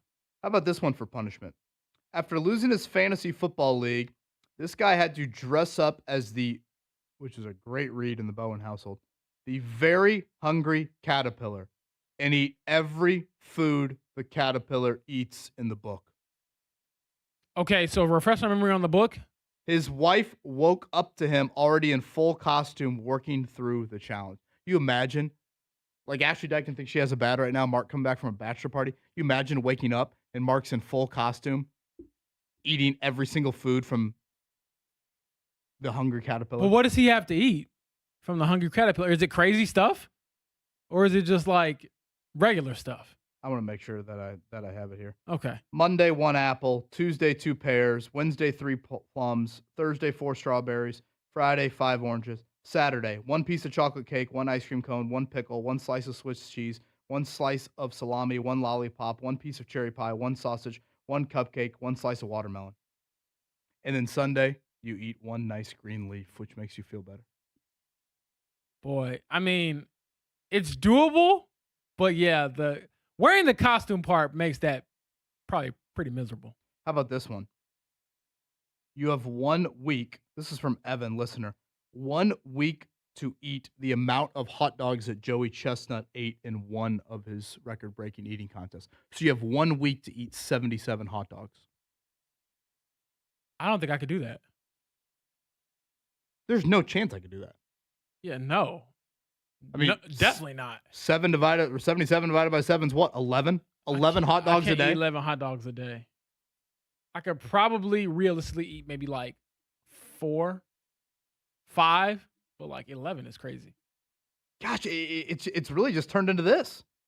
Yeah, but shout out to those people honoring their lost leagues. Gosh, that is unbelievable. It's no fun if people don't actually live up to the punishment. No, not at all. Tony E scheduled to join us here in a few. Reminder, up to Toronto. Toronto's not a very good team for the Fever. Coming up tomorrow night, they put up a ton on them earlier in the season. I think it's at New York and Dallas, I want to say, after that. Maybe closes with Chicago, and then they've got the USA games after that. You said we have Tony, Mark? Have they James, when you were over there Friday, I assume Caitlin Clark and Aaliyah Boston are playing for Team USA? Yes. They will both be playing. Like, I see Caitlin Clark tweak the ankle the other night, and I know she wasn't out for very long, but I'm like, oh, jeez. Yeah, that one looked pretty bad in the moment. But I think it's one of those things, too, Kevin. Keep in mind, their team is loaded. But it's not the Olympics. Don't have to play a lot. I mean, I know. I'm but a if you little tell, like... I hear you, but if you tell a competitive person I get it, who has the opportunity to wear Team USA on their chest, and keep in mind, the culture around women's international basketball is different than men's. Like, traditionally, the top players do go to the World Cup. They do participate in a lot of like the in-between tournaments leading up to the Olympics. So culturally, this is what they do. I understand everything that you're saying, and so just agree. Well, I'm joking. I don't want to. I hear your part as well. We can actually talk to Tony about it as well. Tony East joins us, the 3-time Midwest champion for Guitar Hero Player of the Year. He's on. Is he on the Zoom with us here, Mark? Hey, Tony, how are you this morning? Late. I'm sorry. Hello, but I'm great. Tony, do you play fantasy football? I do. Did you guys do punishments for last place? My friends and I used to do punishments, but we no longer do so. Because of maturation, softness, what? Why? We all lived in the Midwest at the time, but now we've all moved too far away, so it's just too hard to do it. Any memorable punishments for last place? We did a lot of beer miles. Those were pretty fun. Beer miles? Say more. You do we go to a track, like at a high school or whatever, and you have to drink a beer before you run every lap. Okay, so 1 beer for 4 laps. Yes. Boy, bringing beer onto the high school grounds probably not something that's super highly thought of there. What are you, a cop? Jeez. Yeah. Wow, Kevin. Is that doable? It's not hard. It's not. Well, it's pretty hard. Were you ever getting last? Were you ever? I never got last. I was close one year. I had to win the last week, but I never lost. I feel like there was a Mario LeVar Kart. Ball never lost. I feel like there was a Mario Kart game affiliated with a similar time frame on that. That's There all. is. Yeah, is that similar? You have to finish your beer before Rainbow Road or something. Yeah. Yes, but that had an unfortunate name that now probably shouldn't hold. So, What's the greatest Mario Kart track of all time? man, I don't know. Bowser's Castle. I can't say I have a good Are opinion. you guys on that Mario one. Karters? Oh, I yeah. haven't been in many years, so You got I'm to sorry. vote. Koopa Troopa Beach. Is that the one with the shortcut mark? Yeah, the beach where you jump through the hit cave. ramp? Yeah. Yeah. You got a favorite track? Rainbow Road, I thought was just boring. You said it's cheat. You had to jump off the ramp and then like go to a lower one. And you're like way ahead of everybody. Oh, yeah. Rainbow Road did have that shortcut. Mhm. Yeah. Wario Stadium. That was a fun one. One where everybody's big on the highway. That was another one. This is a great conversation, by the way. I'm sure everybody's Yeah, loving James, go ahead and steer us in a better direction than Sure, I'll take the reins from here. where I am. Tony East joining us, Circle City Spin. You can follow all of his work there for the Fever and the Pacers, as well as Locked on Pacers. I'll start with the Fever. Tony, we were just debating this a few seconds ago, but how do you view Caitlin Clark and Aaliyah Boston playing in the FIBA World Cup coming up here in a couple weeks? Are you for it? Are you against it? Do you see kind of both sides to why they should or shouldn't do it? Yeah, I mean, if you're them, you're going to do it, right? As they've said, what you get out of playing for Team USA is so nice for you, and it's like a lifelong accomplishment kind of thing for basketball. And unlike the men's team, that the World Cup team is like the B-list stars. For the women's basketball team, it's always been the best players. So it is a big deal. It is a big honor. But yes, it's during the season. It's super weird. And I've never seen what this does to the team, because the last 2 World Cups in my time covering the team, they were bad. They did not have anybody even close to worthy of this. They did have Christy Wallace on Australia for the Olympics, the last Olympic break, but she didn't really have that big of an impact on the team. So it didn't really impact what they were doing all that much. So yeah, of course, I think for the Fever, because there's a break, I don't know that it would bother them a ton just on the surface, but that these 2 players have both gone through the whole season dealing with nagging injuries and have been on, you would know the number, James, 20 plus injury reports in Caitlin's case and a half dozen to 10 in Aaliyah's case.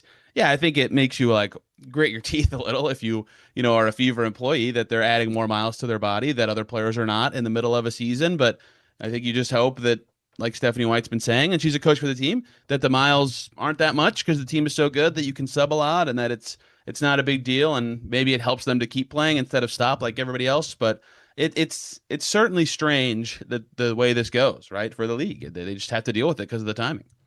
Tony, would you rather eat 77 hot dogs in a week or every single food in the Hungry Caterpillar book? Very hungry caterpillar book. While dressed up as a caterpillar. Can you even eat 11 hot dogs a day? That's what I said. This is also related to like fantasy football punishment, Tony, to fill you in. Is there a reason that this became a topic for you guys today that I missed? Well, it's Kevin's wonky brain. Yeah, I don't know. I feel like we're nearing fantasy football time and all this stuff. Indiana Fever, they've won 9 of 11. Tony East joining us here. Circle City Spin, where you can find his work. Locked on Pacers, audio platform here, going over the Pacers schedule. We'll get to that in just a second. Tony, I feel like if you were going to tier out these WNBA teams to win it all right now, Minnesota deserves to be on a tier by itself. Yep. I would put the Fever a top tier 2. Is that premature? Not right now. I mean, as of this moment, yeah, Minnesota beat them. I think, if I'm not forgetting a game, since the All-Star break, the Fever's losses are Minnesota in like just a normal game, and Chelsea Gray hitting 2 buzzer beaters in the same game. So look, obviously they deserved to lose to the Aces because of that, and they beat themselves at the end in a lot of ways. But if they had held on against the Aces, they would be playing better than everybody except for the Lynx right now, right? And so I think that's a reasonable place to put them. Golden State is a like if you were rating who the Fever would like to play in a series, I think Golden State might be better than the Fever. Their defense is nasty. So I think tier 2 would have to be Golden State, Fever, Aces in some order. And the Fever are maybe playing better than anybody in that group right now, but their specific matchup with Golden State is hard for actual playoff power rankings. But yes, I think the way the league has trended in the last 5 weeks, 6 weeks, basically since Caitlin got clicking after, getting back from injury in full strength. Yeah, they're in that tier 2 and perhaps atop it. Tony, KK Timpson has had quite the rise this season and really has become, I think, an indispensable player for the Fever team. What have you thought about her maturation and development? Not only like the stuff she gives you defensively, but offensively, she's really come along.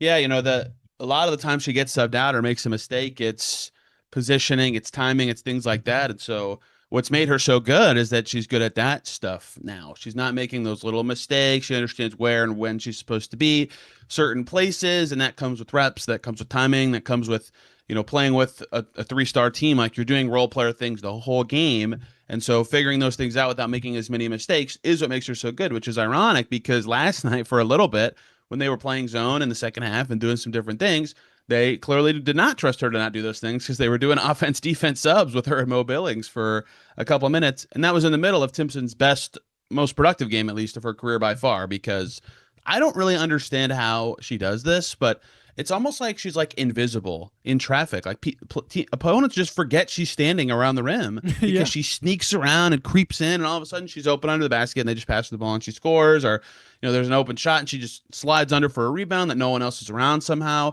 And that's the stuff that you have to do in her specific role when she doesn't shoot from outside like 6 feet away from the basket, and yet somehow is not cooking up their spacing, and it's helping them on offense and defense with their athleticism. So it's been a combination of getting better at a lot of just like focus and detail related things on one hand, and getting a lot better at the stuff that got her drafted in the first place of like applying her athleticism to both ends of the floor. And they snuck out of Atlanta with that win last night, and Timpson was by far the biggest non-star reason they did so. She was awesome in that game. That's so true on KK Timpson and how you described it from an invisible state. Never invisible with his coverage. Tony East with us here. Circle City Spin, again, where you can find his written work. Tony, last one from me. Pacers schedule came out late last week. We still await the local TV announcement. I'm not sure if we really want to hear it, but nonetheless, we should hear it, it sounds like, coming up this week. What jumped out to you, if anything, at the Pacers' 82-game schedule? Yeah, the biggest theme for them will be that, one, they got a little bit of a gift in that we all knew their early schedule would be a little challenging because their NBA Cup group is so hard, and it is. From mid-November to the end of the year, it's really, really tough. Like, if they get this sounds harsh because they're a good team, but like if they're 500 by New Year's, they should be happy with that. That's how hard their schedule is from like November 15th to the end. But their start is not too bad. Between the opening night and November 4th, it's 9 games. They play New Orleans, Dallas, Brooklyn, Milwaukee, Brooklyn again, and Memphis. All teams that might not care as much about their final place in the standings by the end of the year. So it's kind of strange because I think everybody understands that the beginning of the season might be the hardest time for the Pacers. Tyrese Halliburton's coming back from injury. Ivica Zubac is trying to figure out his way with this new team. They'll have Kelly Oubre figuring out his spot. Maybe Larry Nance is playing. Who knows? Like, there's just a lot that they'll be trying to figure out in these early games, and yet they'll have a lot of pressure to win them at the same time in a way that is really kind of rare for a team with finals expectations to be given kind of no grace and yet a lot of grace at the same time. So that is a gift. They need to take advantage of that early stretch and really hit the ground running because of how difficult things get by the end of December. Things are pretty normal and balanced after that, I would say. I think the other takeaway that I thought was pretty weird but good for the Pacers is they do have 15 back-to-backs. That's more than I think they've had since the league really tried hard to cut down on this by adding an extra week to the schedule.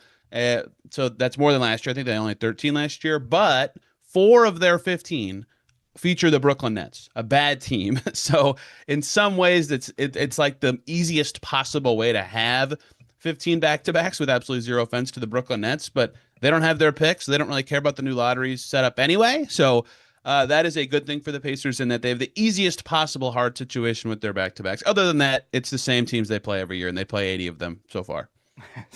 Tony East, Circle City Spin, where you can find his work. Vikings fan, JJ McCarthy for Anthony Richardson. Would you be good with that? Would anyone care if that happened? Well, you should see my mentions. It's right. Who posted this? It was like a big insider. They were like, "Oh, JJ McCarthy got benched after going 6-4 his rookie year." I'm like, he did not go 6-4. Like when he played, they went 6-4, but he had very little contribution to. Like, why is QB wins a thing? Some say that about Anthony Richardson's 8-7 record. So maybe this He's trade would make 8-7. sense.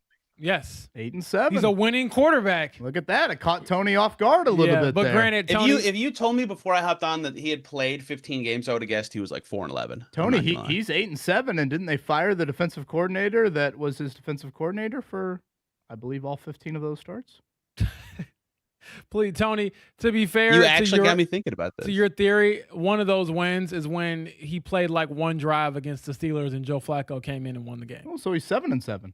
So that's not that awful. counts as a QB win? Yeah, as long as you start the game, it counts as your win. Yes. Oh, that's silly. That's Tony East, locked on Pacers, Circle City Spin. Tony, as always, thank you, sir. Thanks, guys. Sorry for my forgetfulness. All good. Don't let it happen again. All good. I will not. I will not. Love you, Tony. Tony East, oh, right what a great there. human. I hear that a lot from Colts fans. JJ McCarthy for Richardson. Yeah, and I think they're delusional.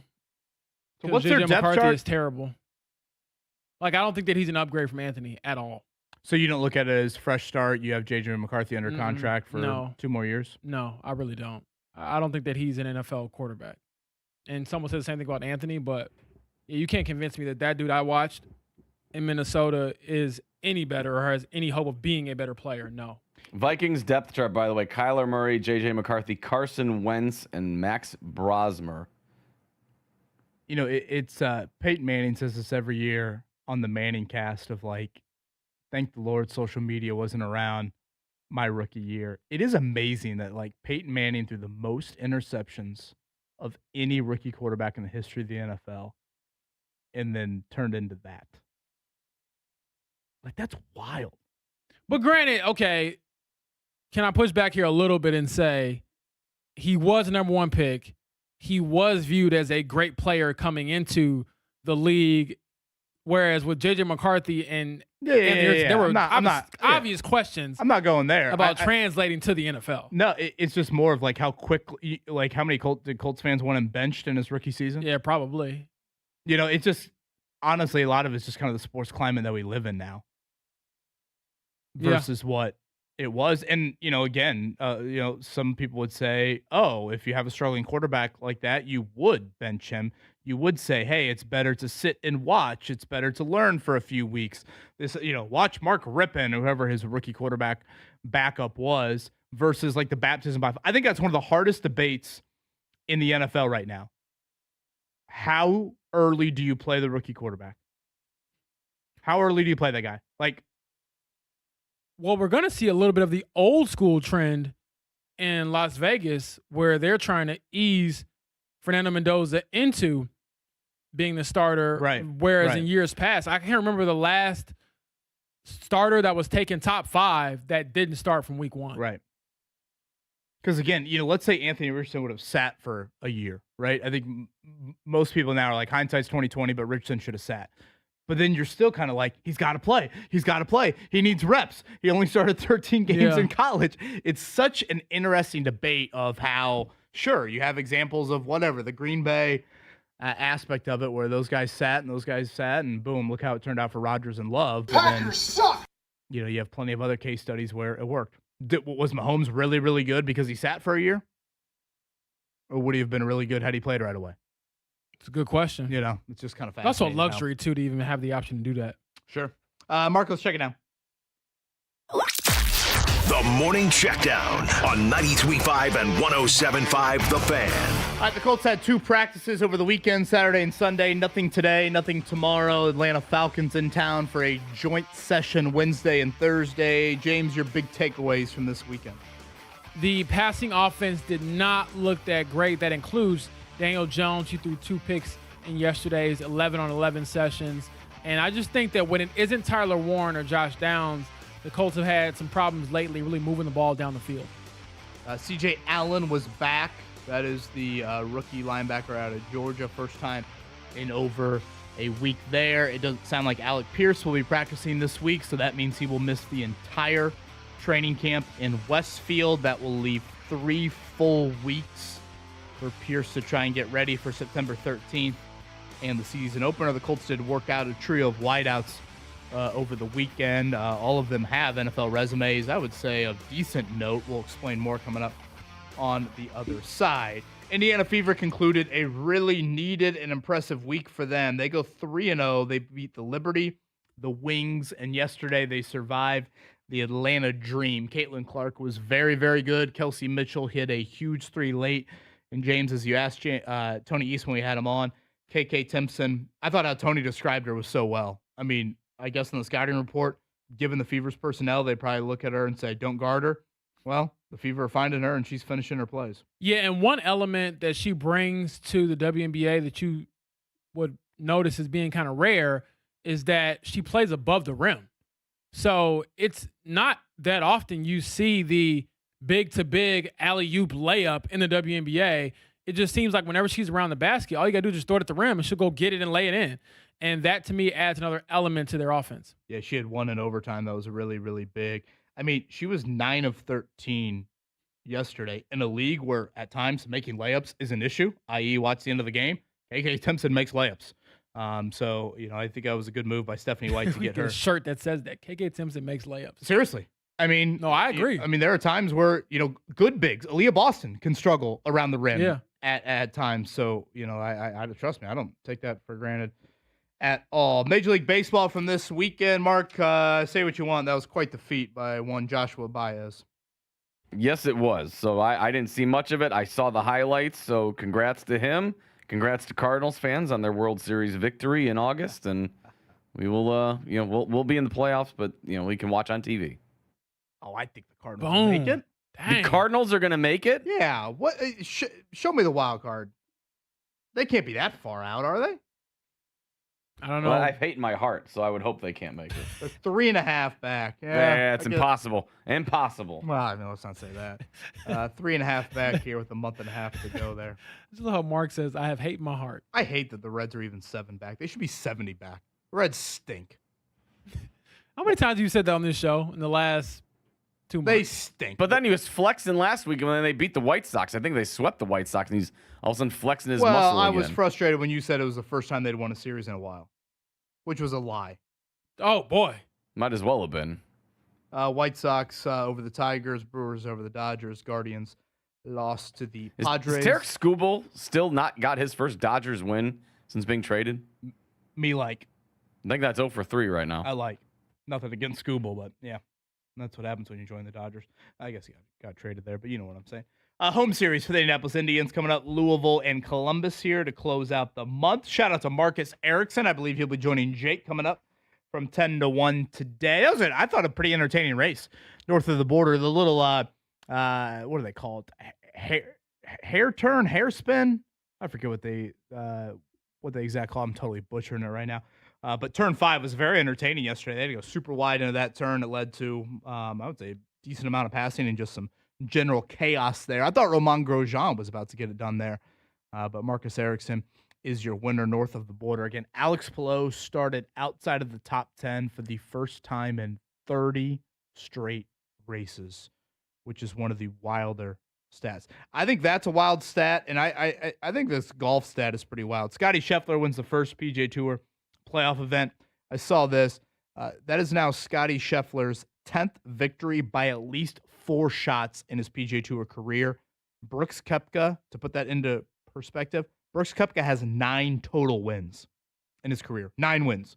Scottie's got 10 by at least 4 shots. And again, Brooks Koepka is asking, why is Kevin Bone picking on me this morning? I think it's more of a compliment to Scottie Scheffler. Brooks is a Hall of Famer. Yeah, he's a baller. Bryson DeChambeau in Westfield. How do you feel about it? Is this it? Is this the final live golf event ever?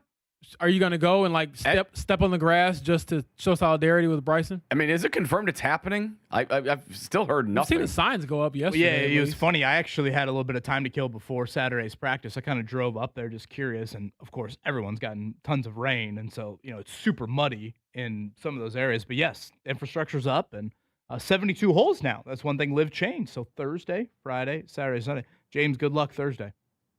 That and joint practices happening in that same area. What, live golf? Yeah, it's gonna be a crowded area. Oh boy. More pressure, more eyes. I'll get it done. So you went up there just to like observe, or you went to go like Yeah. Bryson sucks in the grass, or what you do? Come on, I've got some maturity there. Yeah, I don't I'm not know. really buying that. Did you search Mrs. Bryson? I have. Thoughts? Yeah. Oh, you really have? Mm-hmm. Yeah. Uh-huh. Okay. I couldn't co-sign. Okay. Quite the geometry, Mark. I would say so, yeah. I'm not a math whiz, but that math checks out. Is that real geometry? Well, they always say math changes like as you get older, so maybe. Do they say that? Is that a thing? I swear, like some of the stuff my daughter brings for math to actually do, she's like, how do you do this? And I start doing, she's like, no, you're doing it wrong. And that's not how we learned it. I'm like, well, that's how what do you mean math changed since I was in school? That's what drives me crazy. We do it different now. Like, if I get the answer, what are you talking about? Yeah, I'm not sure if like someone handed me like a piece of paper and they told me to like divide, I don't know. Oh, yeah. Can you imagine 111 long by division right 3. now? I couldn't do it like by hand. I could probably get you like in the ballpark of like what number it is if it's not like an even split. But yeah, there's no way I'm doing that. Would you rather subtract fractions right now and turn them into mixed numbers, or Yeah. eat 77 hot dogs in the next week? Well, give me the hot dogs. Pass the glizzies this way. The Colts worked out a trio of wideouts with some NFL resumes over the weekend. Who are they? What does it mean? We'll chat about that on the other side.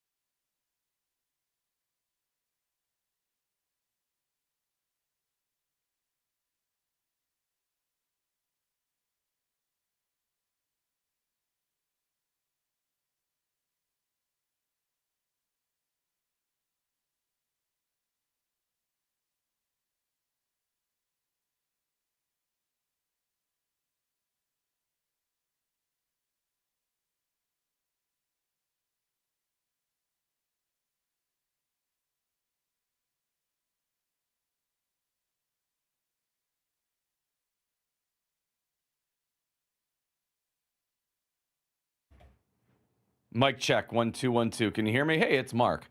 Well, if you're still dealing with that weather and summer temperatures and the heat hasn't gone away just yet, or if you're wanting to get ahead of your winter concerns when that temperature starts dropping around here, you want to get ahead of things, give the folks at Love Heating and Air Conditioning a call today. Don't delay, give them a call, 317-353-2141. Check them out online, love-hvac.com. Whichever you choose, talk to a customer service rep Set up a house call, see all the products and services they provide. You can also read customer reviews or go over financial options. If you need to take that next step, whether it's a tune-up or a full-blown replacement like I had about 2 years ago, they can take care of you. My Heil system, absolutely love it. It's energy efficient, and we're seeing those dollars roll off the monthly bill, and we absolutely have zero complaints, and you won't either. As long as you give John and Chris Love a call today, they'll make sure you're a satisfied customer, just like the Dykton household is.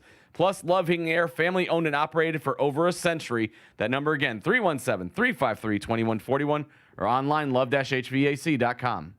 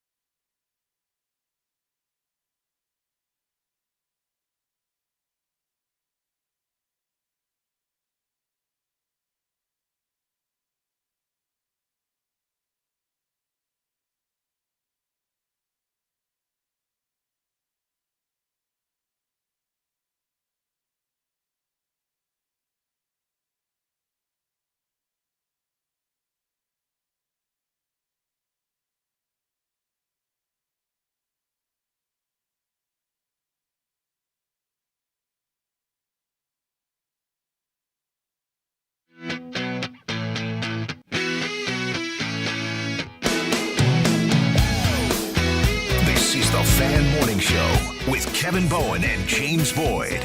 A little jam there, Mark Dykton, and most importantly, I'm happy to look outside right now, and boys, I see the sun. It looks great. We have left this studio many a day the last week or so when it was doom and gloom outside. Man, and certainly many, many parts of the state and the area right now need the sun very, very badly. So hope everyone is safe. And again, redcross.org. I know we've done some PSAs and partners with them. The Colts yesterday making that announcement that them, along with the Pacers, donating $125,000 each. If you need help or know people that are in need right now, redcross.org, where you need to go, and some shelters available to those out there. James Mother Nature sent the Colts indoors Saturday for practice number 10. They worked out a trio of wide receivers over the weekend. What did you make of that? I think it's first time we've seen them do that here in training camp. That many. I think they had Chase Claypool early in training camp, but we haven't seen a workout that. They also worked out the Iowa quarterback, Gronkowski, Mark, who used to be at one of the Dakotas. He put up some big numbers there. Undrafted free agent out of Iowa. Yeah, I want to say, isn't Mark Gronowski, isn't he like the best quarterback in Iowa history or something like that, or one of the best in the last 30 years? Oh, I thought he was a transfer from North Dakota State or something. I had to look. Let me look and make sure I'm verifying that. But as far as the wide receivers goes, so we had Josh Reynolds, Traquan Smith, and Equanimous St. Brown. Say that 5 times fast. All of them have played in the NFL, but when you look at, so they'd be considered veterans is what I should kind of say. Of course, they played in the NFL, but they're more veteran names, but they haven't really done anything in recent years. And that, to me, doesn't really move the needle when you're talking about a room right now that has a guy in it, and Laquan Treadwell and Ashton Doolin and a few others who have had, NFL careers, but haven't done a whole lot receiving-wise in those years. So, again, the names Traquan Smith, Equanimous St. Brown, Josh Reynolds. Reynolds is the one that has the most recent production, probably known as more of a Lion to, honestly, a lot of fans. But he caught passes last year for the Jets. Granted, part of me thinks even a Monday morning bachelor party, Mark Dykton could have caught passes last year for the Jets. And again, St. Brown waived by the 49ers last year, 2023. Last time he caught a pass, Traquan Smith.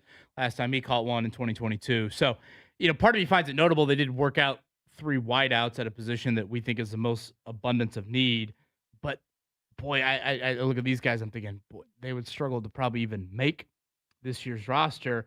And, again, I think one thing too with this depth chart is the Colts walked into camp with the guys really competing for these open roster spots. All of them were on the older side.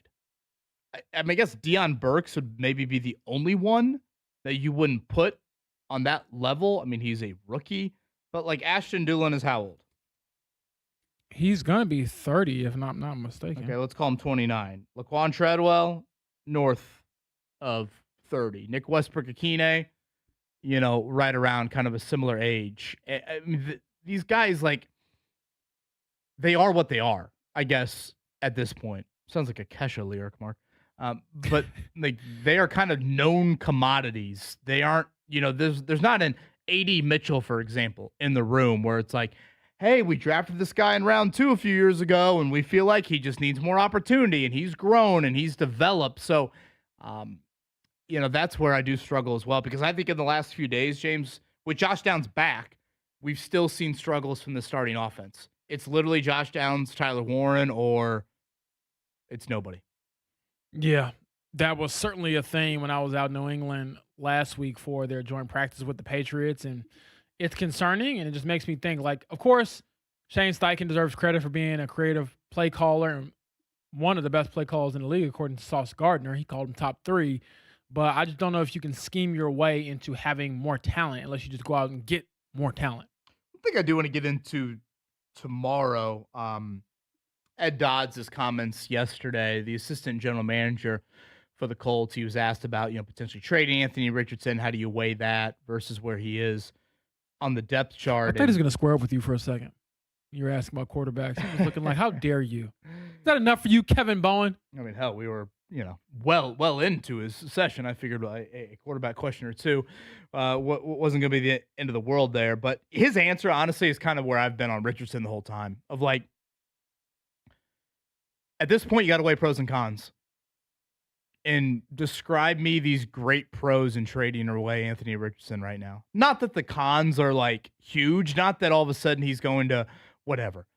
Continue to show great preseason play and make you think twice about starting Daniel Jones. No, I'm not living in some fantasy land.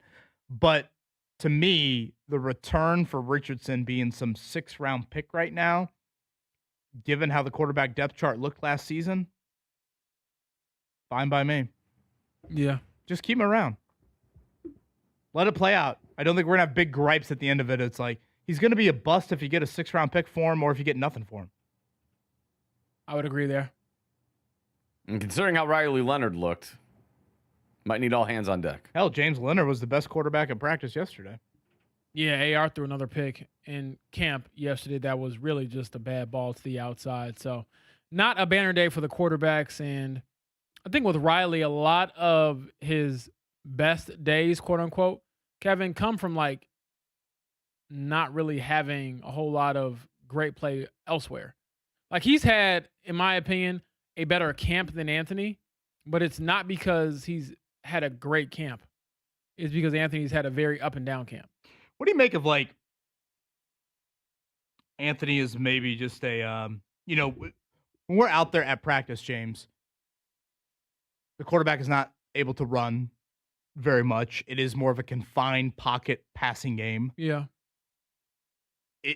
AKA it doesn't favor Anthony.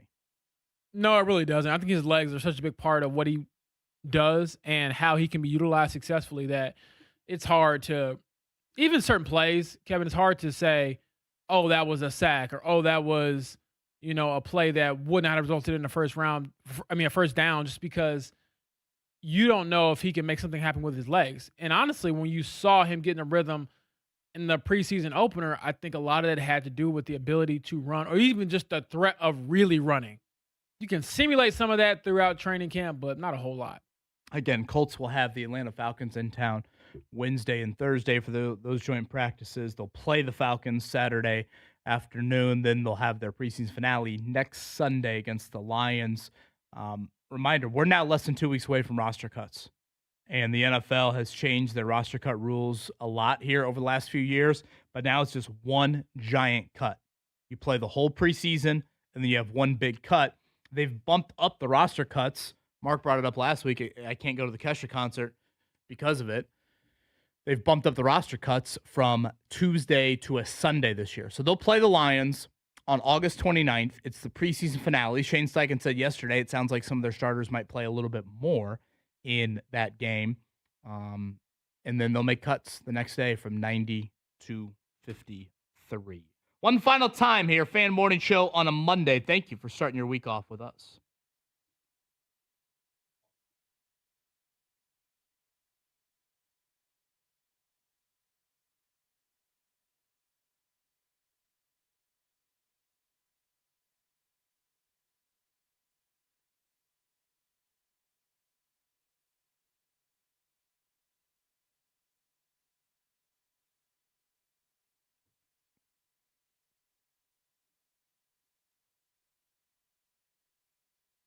Andy Moore Group Campus in Avon. One-stop shop, 4 different brands. That's what I love about visiting that Rockville Road location.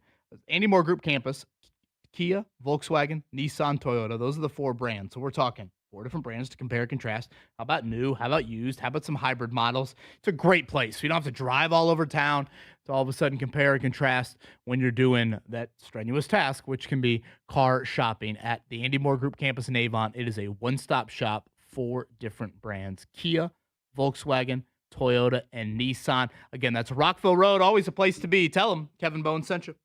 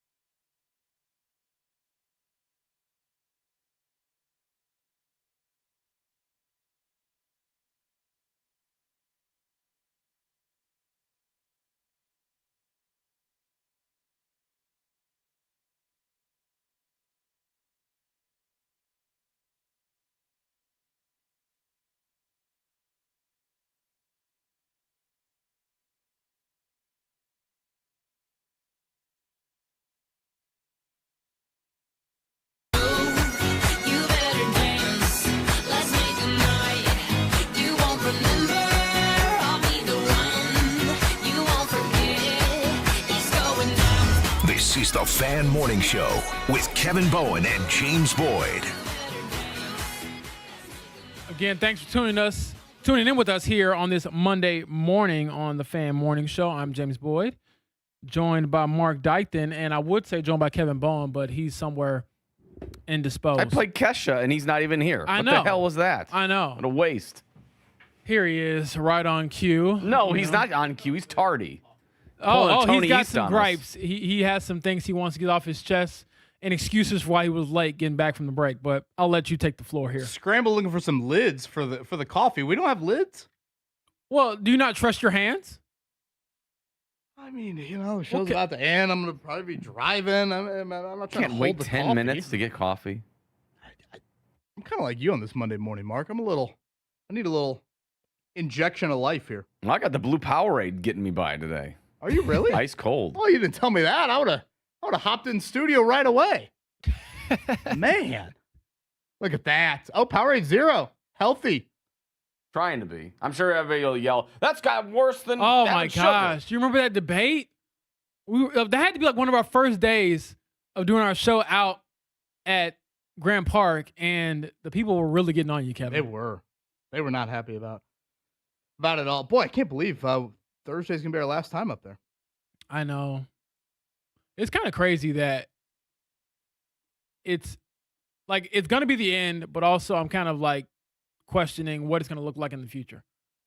Because I think a lot of fans who can't afford the season tickets and things like that, kind of how I grew up. I didn't go, honestly, I don't think I went to an NBA game hardly ever when I was growing up, just because of ticket prices and stuff like that. Sure. And you get a chance to go to Colts camp and it costs you, $5 to park? Maybe a couple more for get something to eat and things like that. But, I mean, that's a lot more affordable and just practical for a lot more Colts fans. Yeah. And honestly, I think like the Colts City setup is great there, from a young kid. Oh, absolutely. Yeah. Interactive standpoint. Smoke some kid tomorrow or Wednesday. So you are going to be running the 40 here. Oh, absolutely. We need T.Y. Hilton to come out there and maybe line up against you. I know. I need him to come coach me, not line up against me, because he'd smoke me for sure, even at his age. But, yeah, I'll have some fun with that. But to your point about Colts City, I couldn't agree more. So, again, Wednesday and Thursday for those final joint practices would be the Atlanta Falcons. They got smoked by the Broncos in their first preseason game. That's Tua. That's Michael Penix. I believe Cooper Rush. You think Sauce Gardner is going to be circling a Drake London matchup or two on the old calendar? Yeah, I mean, when we talked to him and interviewed him for our show here, Kevin, he did bring up the Drake London 2-point conversion and how he felt that it was dumb for that play to be trending on TikTok before the game was over. And he was fired up about that. He was like, I've never seen this trend, and you lost the game. So Sauce sees everything. So, again, the thought here is you won't play many of your starters Saturday in the preseason game. Back-to-back home Saturdays for the Colts in the preseason. Next week, that Lions game, Shane Steichen sounded a little bit more open-minded to playing some of his starters. Remember, they won't have joint practices next week, so I think that's some of the reason behind that. One kind of nerdy NFL thing that you'll see, I saw Dan Campbell had a pretty strong quote about it, and I thought Steichen, honestly, it was probably Steichen's longest answer yesterday, was asked about the NFL has said that if head coaches would like, they could pass off the duties to throwing the challenge flag to someone else on their staff. There's no way I would sign up for this. You're not about to fire me because I throw the challenge flag. I can't imagine any head coach is going to pass those duties off. Because to me, that is one extra form of communication, I would assume. Yeah. You have somebody up in the booth that is a close confidant that you are trusting to help you out from a replay standpoint. That person, of course, is talking to Shane. Right. Inform Shane whether he thinks that Shane should throw the flag or not. I can't imagine. And can you imagine, like, if that, James Boyd, assistant special teams coach, starts fumbling the red flag and doesn't get it out there? Yeah, I mean, he talked about it yesterday because Shane was like, look, that could be the difference between 1 or 2 seconds of us actually getting the challenge in or not. Which with that play clock ticking, and, teams always try to hurry up to the line of scrimmage to get those plays off. Huge thing. I mean, Shane's such a nerd about that, and he's actually one of the better challengers in the league. I think last year he was 6 of 8 on challenges. He's such a nerd about it. Like, you saw Vrabel do, like, the big lob throw on the field the other night. Steichen's like, oh, no, I just lay it on the ground. Yeah. I just, throw it on the ground as quiet as possible because he thinks if you throw it up in the air, it doesn't hit the ground in time. Well, no, it's actually a rule. I talked to him about this in his office a couple years ago, Kevin. He said the flag, when you throw it, your challenge isn't initiated until it hits the ground. So if you throw it up and out, you're wasting a half second than just throwing it straight on the ground. Like, that's how intricate he thinks about this type of stuff. And I guess you probably want a coach that does think that deeply about it. When these games are decided by one score quite often and all of this, I think it makes sense. So, yeah, that's a news item here coming up in this season. All right, reminder to get you set for the week. Fever in action tomorrow. They're on the road all week long, so no home games for the Fever. IndyCar's got a big one in D.C. Nothing till Saturday. I think a lot of people are curious about how this will unfold. Again, the start-finish line is like right in the U.S. Capitol. I mean, right there. So you should see some really cool visual sights, but exactly how this is going to look and how it's going to run, I know some people are very curious about all of that. Can I say this real quick? Golf in Westfield this weekend as well. So a little bit more from a local standpoint. High school football gets underway Friday night. Yeah, I also want to just throw this in here. Rest in peace to Hayden. Was it Panettiere? Yeah, Panettiere, I think. Yeah. I did see that during the show. Yeah, that's just rough. I saw it happen last night. I just remember her starring in Remember the Titans, and that was kind of like my introduction to Hayden. So, 36 years old, actress. Like my age. Yeah, so it sounds like there's going to be an investigation into her death and kind of what happened. But yeah, rest in peace, somebody who definitely was a part of probably my favorite sports movie ever. Same. And again, thoughts of so many people in our listening area, if you will, and around the state of Indiana dealing with the historic floods. redcross.org, where you can go to either help, or if you're seeking help, can get some via there. So shout out to the Colts and Pacers yesterday. Both of them donating $125,000, and they've teamed up for that. And again, currently around 13 shelters as of yesterday afternoon were open from the Red Cross. So much more on redcross.org for that. Thank you, everybody, for starting your week off with us. Jake Query has got you 10 to 1. This is the Fan Morning Show signing off. We'll talk to you tomorrow.